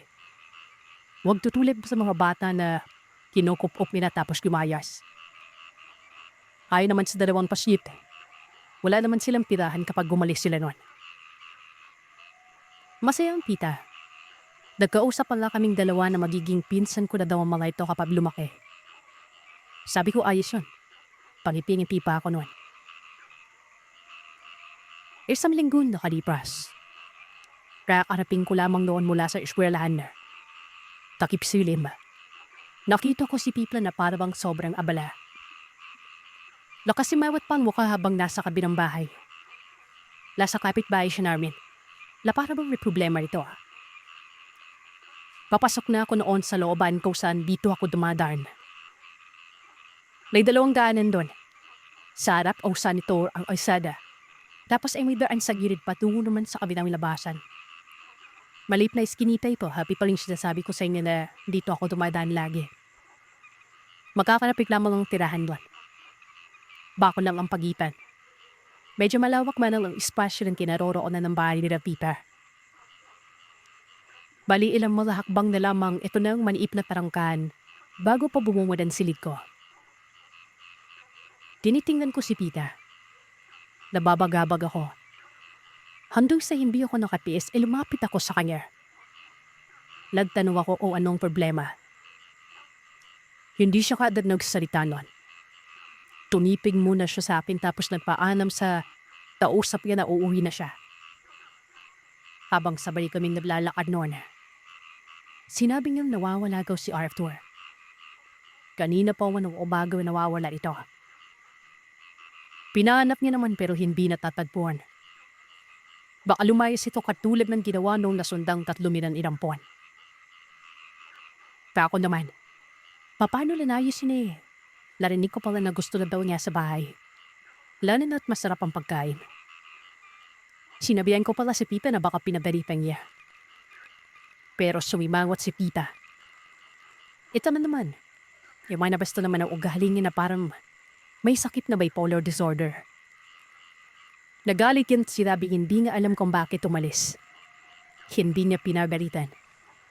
Hinakanan niya nga na baka isinama ko sa eskwelahan. Hindi na ako sumabat pa noon. Alam ko kung saan patunong usapang yan kapag sumabat pa ako. Inabuti kong yumuo na lamang tapos na makarating sa bahay. Kumabig na ako patungo sa silid ko noon. Nakita ko sa likod si Dina. Nagtanong ako sa kanya kung nasaan si Arthur. Sabot naman ito ay wala daw. Hindi niya na nakita pa. Pagkagising niya sa umaga ay siya na namang mabisa noon. Kinagabihan, dumating si Tito. May kasama ipon na sa tining ko noon katrabaho niya. Lalaki ito at nanatili lamang ito doon sa may beranda. Tahimik nun. Nagtatalo sila Tito at Tita sa loob ng bahay. Patungkol pa rin ito sa nawawalang bata. Nakisilip lamang ako noon sa siwang. Nakikita kong kalmado lamang ang Tito na para bang hindi na bahala. Sinabi pa nito na baka bumalik sa kung saan nila nakuha. Puntahan na lamang daw nila yon. Umalis sila Tito at Tita. Alam ko na kung saan sila pupunta. Kung hindi ako nagkakamali, sa lugar kung saan nila napulot si Arthur. Nalaman ko kasi na totoong batang lansangan ng mga ito. Yung tipong kung saan-saan na lamang natutulog. Tapos si Tito ang kumuha. Isinama pa ang babae na si Dina. Hindi umano magkapatid si Dina at Arthur. Abang wala sa bahay ang dalawa, pinakain ko si Dina. Para kasing hindi nakakakain yon. Lalo't walang ibang ginagawa noon si Tita kung hindi ang hanapin si Arthur. Abang nangyayari naman yon, nakikita ko yung kasama ni Tito na naroroon pa rin sa beranda. Tahimik pero patingin-tingin sa akin yon. Kasalukuyan kasi ako noon nasa sala. Kanlong ko si Dina. Hindi ko alam kung sa akin ba yun nakatingin o sa bata ba. Basta napapansin ko lang. Hindi yun ngumingiti. Kahit pamanong binati ko ito, hindi nagsalita. Nung matapos nang kumain si Dina, nagtungo na ako sa silid ko. Pero narinig kong tinawag ng lalaki ang bata. Ito namang si Dina ay kaagad tumakbo papunta doon. Binuhat ng lalaki itong si Dina. Tiningnan ang katawan. Para bang inaalam niya kung malusog ba ito o hindi noon. Takang-taka ako gawa ng ngayon ko pa lamang nakita ang tao. Pero kung makaasta ay para bang matagal nang namalagi sa bahay. Kung sa bagay, baguhan pa naman ako. Pero halata talaga na may kakaiba sa kanya. Nakatitig lamang dito si Dina. Nagtataka mukha ng bata. Napadaing pa nga yan na wari ba'y pinisilang bewang. Pumunta ako ng sala. Dito ay napanimon sa akin ng lalaki. Tinitigan ko na masama ang lalaki. Hanggang sa pasimpleng gumitiyo na tumiling. Pagkatapos ay nagsindi ng sigarilyo. Lumapit sa akin si Dina. Sabi ko, wag na wag siyang lalapit doon sa lalaking yon. Ay naman sa bata. Binaluktot daw ang kanyang kamay kaya siya nasaktan. Nagpantig ang tenga ko noon, Sir Seth. Adik-ata tong taong to kako. Sinabihan ko na lamang si Dina na pumunta na sa itaas. Isara ang pintuan at matulog na. Gaya ng sabi ko ay malaki ang bahay. 2 palapag ito. Ang itaas ay may 3 silid. Habang sa ibaba naman iisa lang. At ito ang silid ng tito at tita ko. May pinto sa harap na nakabungad naman sa beranda. Tapos may hiwalay na pinto sa likod. Sa tabi ito ng kusina na nakatapat naman sa bintana ng silid ko. Tinapakiramdaman ko lang ang lalaki nun. Baka kasi magnanakaw ito. Sa itsura pa lang ay hindi na mapagkakatiwalaan. Pero hindi yan umalis. Kalmadong kalmado. Hanggang sa dumating na sila tita at tito. Hindi na sila nag-uusap. Tahimik ng tita. Pakiwari ko ay tinanggap na lamang nito na wala na talaga si Arthur. Narinig ko namang nagsalita ang Tito Tobar. Ayon dito ay makakahanap pa sila ng bata. Huwag daw mag-alala si tita. Kung para sa kanila, para daw sa kanila talaga. Pero kapag hindi, huwag na lamang umanong pilitin. Hindi talaga ako mapalagay noon, Sir Seth. Paulit-ulit kasing sumasagi sa isip ko na gustong-gusto nun ni Arthur sa bahay. Paanong umalis yon? Tsaka kung aalis man yon, dapat magpapaalam. Gawa na, narinig kong nangako ito kay tita na magpapakabait siya. Kapag may gusto umano siyang gawin ay magpapaalam ito. Nawiwiwi nga ako sa batang yun eh. Para bang walang kalungkutan sa kabiga ng kalagayan galing sa ransaran. Pasado 9:00 ng gabi. Tulog na si Pita. Alam ko yun ang gawa ng maaga itong natutulog. Maliban na lamang kay Ipo na pumunta sa beranda at umiinom. Lakitsipon inuman ito kasama noong lalaki. Pero ang inuman naman na yun. Alam mo yung inumang lamay. Walang ingay. Walang kwentuhan. Tahimik silang dalawa. Maya-maya ay naalala ko'y nakalimutan ko na meron akong sinampay doon banda sa harap. Nakaiga na ako pero napilitan akong bumawan. Mahina akong naglakad sa dilid ng padera. Hanggang sa nabati ang laping tren ko, nawa nang narinig ko ang pag-uusap nila. Yung people, yung usapan nila ay parang ongkoy sa malaking pera. Hindi naman ako chismoso pero hindi ko alam kung bakit gusto kong malaman ang pag-uusap nila. Hanggang sa maya-maya pa, bigla na lang nabanggit ang pangalan ni Bina. Ayon sa lalaki, yun naman umalo ang isusunod milaluan. Kailan ba umalo ito kukunin? Ayon naman kay Tito Topper, hinay-himay lamang umano dahil naroroon na ang pamangkin ni Tita Ilona. Ako ang pinag-uusapan nila sa madaling salita. Naroroon umano, kaya't maghimay-himay sila. Lalo pa umano at napansin ng lalaki na iba ang pagkakapitig ko sa kanya. Batid ko sinampun ako ng walang hiyang lalaki sa tito ko. Pero ang tanong, anong gagawin nila kay Bina? Hanggang sa nagtuloy-tuloy ang pag-uusap nila. Gari man dati, hapin gabi nila gagawin. Kung papalarin sa bodega na lamang. Pero kapag tagilid, doon na lang daw sa dati nilang pinupustipan. Sa pagkakaintindi ko, ang bodegang binabanggit nila, yun ang bodegang nasa harapan ng bahay. Iba na ang nasa isip ko noon. Pakiwari ko pinagkakakitaan nila ang bata. May kutob ako na may nangyari kay Arthur. At kung hindi ako nagkakamali, ganun rin yung mga naunang batang kinukop nila. Dumapa ako noon sa may gilid ng wanaping paso. Baka kasi umihi itong malay to. Sarado pa naman ang beranda. Madalas ko nakikita ang tito na umiihi noon. Kung saan naman kitang-kita ako sa gilid. Maya-maya ay lumanim ang usapan. Nabanggit muli ang pera. Narinig kong pila may paghahatian silang dalawa. Pig 50 daw sila. Medyo maalat umano ang amo nila dahil natalo sa sugal. At sana umano, hindi muna nila dimispatcha. Si Arthur. Parang hinahatak lang sitmura ko naman paitas. Miminervyos ako at nakakaramdam ako ng pagsuka. Tama ang hinala ko. Napatakip ako ng bibig noon. Nang magsalita ang tito sa usaan nila itatapon ang labi ni Arthur. Lasa noob pa naman daw yun ng daram.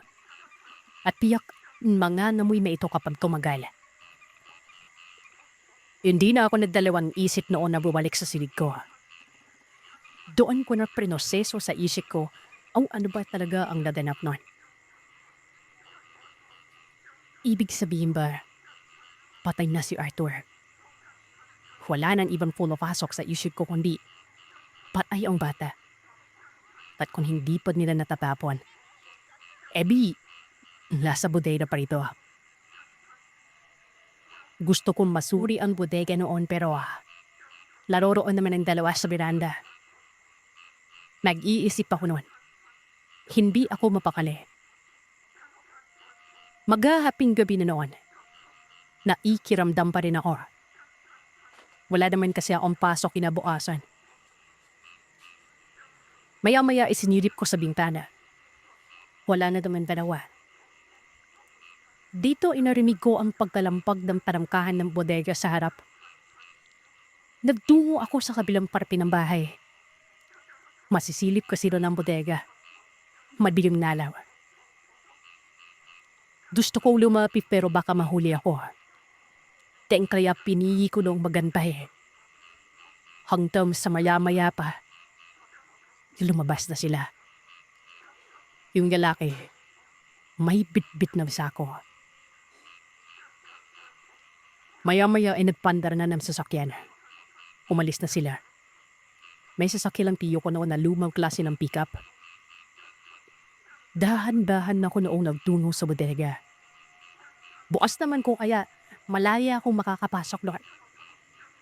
Nakalimutan ng tiyo itong isara. Malaki ang kandado at laging nakasaralan. Siguro si tiyo lang ang may hawak ng susi nito. Sa bagay, gari man sinar decoration lang mong pumapasok doon. Pagbumad ko sa may pintuan, sumambulag sa akin ng napakasawsaw na amoy. Napakalansa. Nakita ko ang mga kagamitan doon. May mga drama, tapos lipat alin na buguan. Lakasuksop ito sa binding ng bodega. Yung pang labahan na blade na ginagamit na pang-ahit noon. Napakalakas ng pagkabog ng dibdib ko. Nakikita ko ang drum na may preskong dugo. Sinilip ko ito, pero wala namin laman. Maladugo lang. Meron akong napansin, alam mo yung parang karole. Maliit at balot ng dugo yon. Sinungkit ko yon. May pasuka ako, Sir Sen. Alam niyo kung ano ang nasungkit ko. Daliri sa paa. Yung hinalaki. Umiyak ako nun. Hindi ko alam ang gagawin ko. Nasa isipan ko noon si Arthur. May nakita akong itak, Sir Seth. Nasa ibaba ng binding. May mga supot doon na malaki. Marami na animoy pang balot ng malalaking bagay. May ganun pa. Tapos para bang dugo ang laman nun. Biluksan ko ito. Tama. Dugong rayon. Kung hindi ako nagkakamali ay tinapay si Arthur at ginunan ito ng dugo sa katawan. Bago po timadad. Mabilis kong naisip ang isang nakakarimarin na gawain ng isang grupo noon na pumapatay ng bata. Kinukuha ang dugo para ihalo sa semento para maging matibay ang isang pasilidad. Yun lang ang pinakadahilan. Siyempre ito pito ko sa construction nagtatrabaho, diba? Hindi ako nakatadel. Umalis ako doon. Hindi ako nakatulog, Sir Seth. Ladmuk-muk lamang ako at patuloy ako sa pag-iyak sa sarili kong silid noon. Naisip kong isang guni ito sa kinauukulan pero natatakot ako gawa ng mas napuder ako ng tiya ko. At kapag ginawa ko ay malaking iskandalo ito. Buong reputasyon naming pamilya maapektuhan. Pag-uusapan ng mga tao at hindi mo tatahimik noon. At syempre diba, hindi din ako sigurado kung baka mamaya may kasabot yan sa mga pulis o sa mga kinauukulan. Ebi ako pa hinayari nun. Hanggang sa naisip ko si Dina. Malakas ang kutob kong akatayin din ito. Piluntahan ko yung bata sa silid. Natutulog. Hindi sinara ang pintuan. Gulong-gulong isip ko nun. Bubalik ako sa may silid ko. Hanggang sa napapagdesisyon ako noon na ilayo ang bata. Sabi ko sa sarili ko, bahala na. Bago mangyari yun ay nagbalot ako ng mga kadamitan ko. Hindi ko man sila isusumbong pero iiwas na lamang ako at ilanayo si Dina. Pero noong pupuntahan ko na sana si Dina, siya namang pagdaping nila tiyo nun. Kasama niya pa rin yung lalaki. Nagmumura pa ang tiyo gawa na nakalimutan niyo manong isara ang bodega. Mabuti man ang umano, walang nakakisba nun. Dahil sa pangyayaring yun ay hindi ako nabigyan ng pagkakatawan para itakas ipang bata nito. Maisip ko na lamang na bukas na umaga. Kapag umalis na sila Pio, at kahit naroroon pa si Pia, sisimpian ko ang pagkuha sa bata. Maya-maya ay narinig ko ang paglanip-nip noon ng hagdan.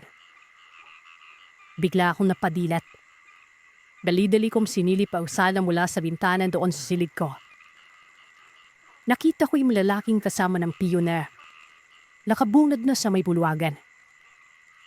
Hanggang sa maya-maya pa, nakita ko si Tio na pababa ng hagdan. At doon na lang ang pagkasindak ko. Buhat nito. Si Pina. Natulala na naman ako noon. Kinupang bata. Sabi ko, anong gagawin ko? Baka mapaay ako ng Tio kapag nakialam ako noon. Dapat kinuha ko na yung bata nung umakit ko eh. Tapos hindi na talaga ako nagliprit pa ng gamit noon. Nakita ko pang tumawa-tawa itong lalaki. Tapos si Tio ay batid kong dumiretso na yun sa may bodega. Hindi ko alam pero para na akong sinapian nun. O hindi ako kikilos. Mamamatay ang bata at lalamunin ako ng konsensya buong buhay ko. Kumuha ko noon ng 2x2 na mga ritaso sa likod. At pinili ko yung mahaba-haba ng konti. Sapat naman ang lakas ko para lumaban nun. Matapos noon ay maraan akong nagtungo sa bodega. May maliit na siwang. Sumilip ako at nakita kong nakalapag si Bina sa sulok. Nakahulubos lamang ito. Hinbang nakaupo tapos nakayuko ang ulo na parang antok na antok. Habang si Kito naman ay merong hirahanda. Kumuha ito ng bakanteng galon. May imbudo pa at maliit na palandana. Ito naman kasama niya. Laroroon lamang sa labas. Tumutungga pa ng alak noy. Hindi beretsyo makikipa mula sa alsada ang bodega dahil may mga taninggawan na bogambilya. Dito ako sa likod dumaan na. Sa likod ng bodega patungo sa harapan. Marahan ako sumiksip sa may mga halaman. Kasi nga, mas malapit doon yung kasama ni Pito. Nung makagalaw na ako paunti-unti, bumuelo ako noon ng hataw sa 2x2. Pilintiri ako ang batok. Isang hampas lang. Tambak agad ni lalaki. Mabilis naman akong tumakbo patungo sa pinto ng bodega. Dinuro ko ng dala kong kahoy ang Pito.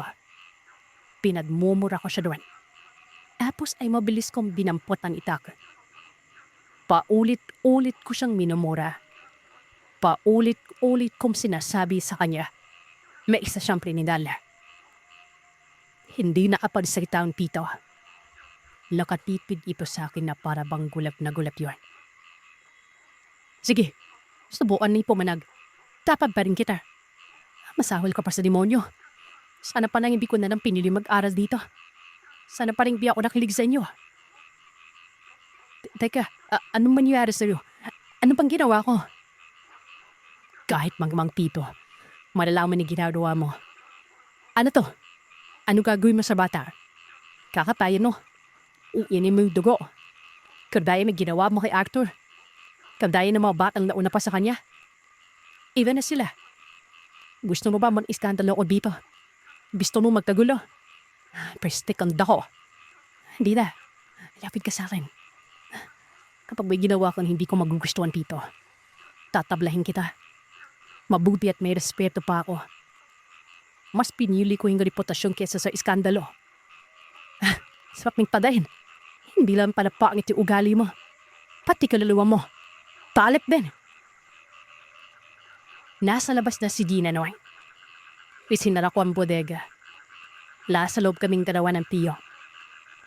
Alam ko naman kasi na kapag tumalikod ako, susundan ako nito at may gagawin. Inadaha ko siya ring itak sa hipa niya. Hindi siya sumigaw. Nagpipigil lang. Tinakpan niya ang bibig niya tapos napalawad yan. Sumantal sa drama. Kapag sumigaw kasi siya ay magkakagulo talaga at malalaman kung ano ang laman ng bodega.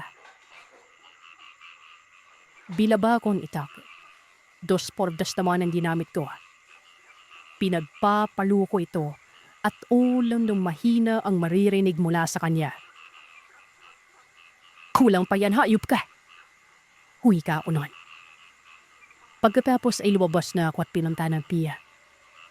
Ginising ko ito at siyabi ko talaga sa kanya kung anong nangyari kay Arthur. Punta niya sa bodega. Dahil ang mga batang ina ang pudbida. Kinakapay ng kanyang asawa at ibinibenta ang dugo para ihanong sa pagtayo ng pasilidad. Dagdag ko pa, nakapataw sa dingding ang daliri sa paa ni Arthur. Siya na ang bahala doon sa kung anong gagawin niya sa kanyang asawa. Lata na lang itong si Tita. Hindi ko na alam kung anong ginawa niya. Pero matapos ko noong magsalita, kinuha ko si Gina. At noong nakarating na ako sa silid ko, kinuha ko ang mga agamitan ko. Yung para nam sa eskwelahan niya, ang siniburo ko nun at pinang mga dokumento. Tapos ay sumibat na kagad ako. Bahala na sa nakako. Habang paparayo na nga ako noon ay sumisigaw si Pia. Mura ito ng mura. Yung kasama niya namang lalaki, alam kong buhay pa yon. Dahil pagkalabas ko doon sa bodega ay gumadapam sa may lupa. Umuwi ako sa amin. Binala ko si Bina. Sinabi ko sa mga magulang ko ang lahat. Pero sinabihan ko rin na isekreto na lang. Lasikipan ang bahala doon. Ang importante ay nalaman na ito ang katotohanan. Hilok na iyak ang nanay ko naman. Nang malamang ganoon pa nakademonyo ang bayaw niya. Ang kapay ko naman, nagwala sa bahay. Tanlay ko doon ang pagkatao. Iniisip ko pa yung reputasyon. Dapat ay isinumbong ko na yan sa kapulisan. Ipagparaday ko na lamang doon na nalaman ng Pipa Ilona ang lahat pero paano kung hanggang gun lang? Paano kung magpatuloy pa rin yan sa ginagawa ang Pipa ko? Sinabi ko sa tatay na naguguluhan ka naglako ng mga sandaling yun. Ilala doon ako napikipera. Nahahapi ang atensyon ko kumaga. Bago pa hindi meding madali sa akin ang lahat. Dahil dahil napaka-apolido ako mag-isip pero kapag nasa dalawang sitwasyon, talaga masisira ang diskarte mo. Humingi ako ng tawad kay tatay. Doon ko pa naman kasi napagtanto na tama siya na dapat ay isinumbong ko ang mga yon. Sadyang napangunahan dyan talaga ako naman ng labis na takot at pensyon. Makalipas ang isang buwan, nagpadala ng sulat si tita. Humingi ng tawad sa akin. Yung tito ko ay pinalayas niyo umano. Sinabihan yun kapag hindi lumayas ay ipapakulong na ito. Medyo naging maluwag sa akin yun. Nabagababing kasi ako noon at baka kasama pa rin ito ng tita ko. Bagamat pagit ang ugali ni tita pero ay papano, lay manasakit naman ako sa kanya. Tumimanamal ang kumupredina. Naging punsyo na namin ito sa bahay. Mabait na bata. Pinapalitan ng pangalan tapos pinag-aaral namin yun. Sa layon, nasa poder pa rin namin si Gina. Sa awan ng Panginoon ay nakapagtapos talaga siya ng pag-aaral. Siyam na daan nada sa mga magulang namin. Utam na loob yung mano ang kanyang buhay. May iyak na ako sa ngayon habang isisulap ko ito. Kung nalaman ko lang ng mas baga, di dapat dalawa silang maididigtas ko noon. Kasama si Arthur. Pasensya na po mga kabidyo. Alam kong may masasabi tayo sa akin. Mali talaga ang ginawa ko. Dapat ay sinumbong ko tanada yun. O hindi naman kayo dapat pinapay ko na naman. Hindi naman siguro magiging mabigat ang kaso o kapag nalaman ng otoridad ang katotohanan. At iyan ang kwento ng aswang para sa araw na ito. Salamat sa inyong pakikinig. Huwag kalimutang mag-iwan ng komento at sabihin sa akin kung ano ang inyong naisip. Hanggang sa susunod na kwento, matulog kayong mahimbing kung kaya ninyo.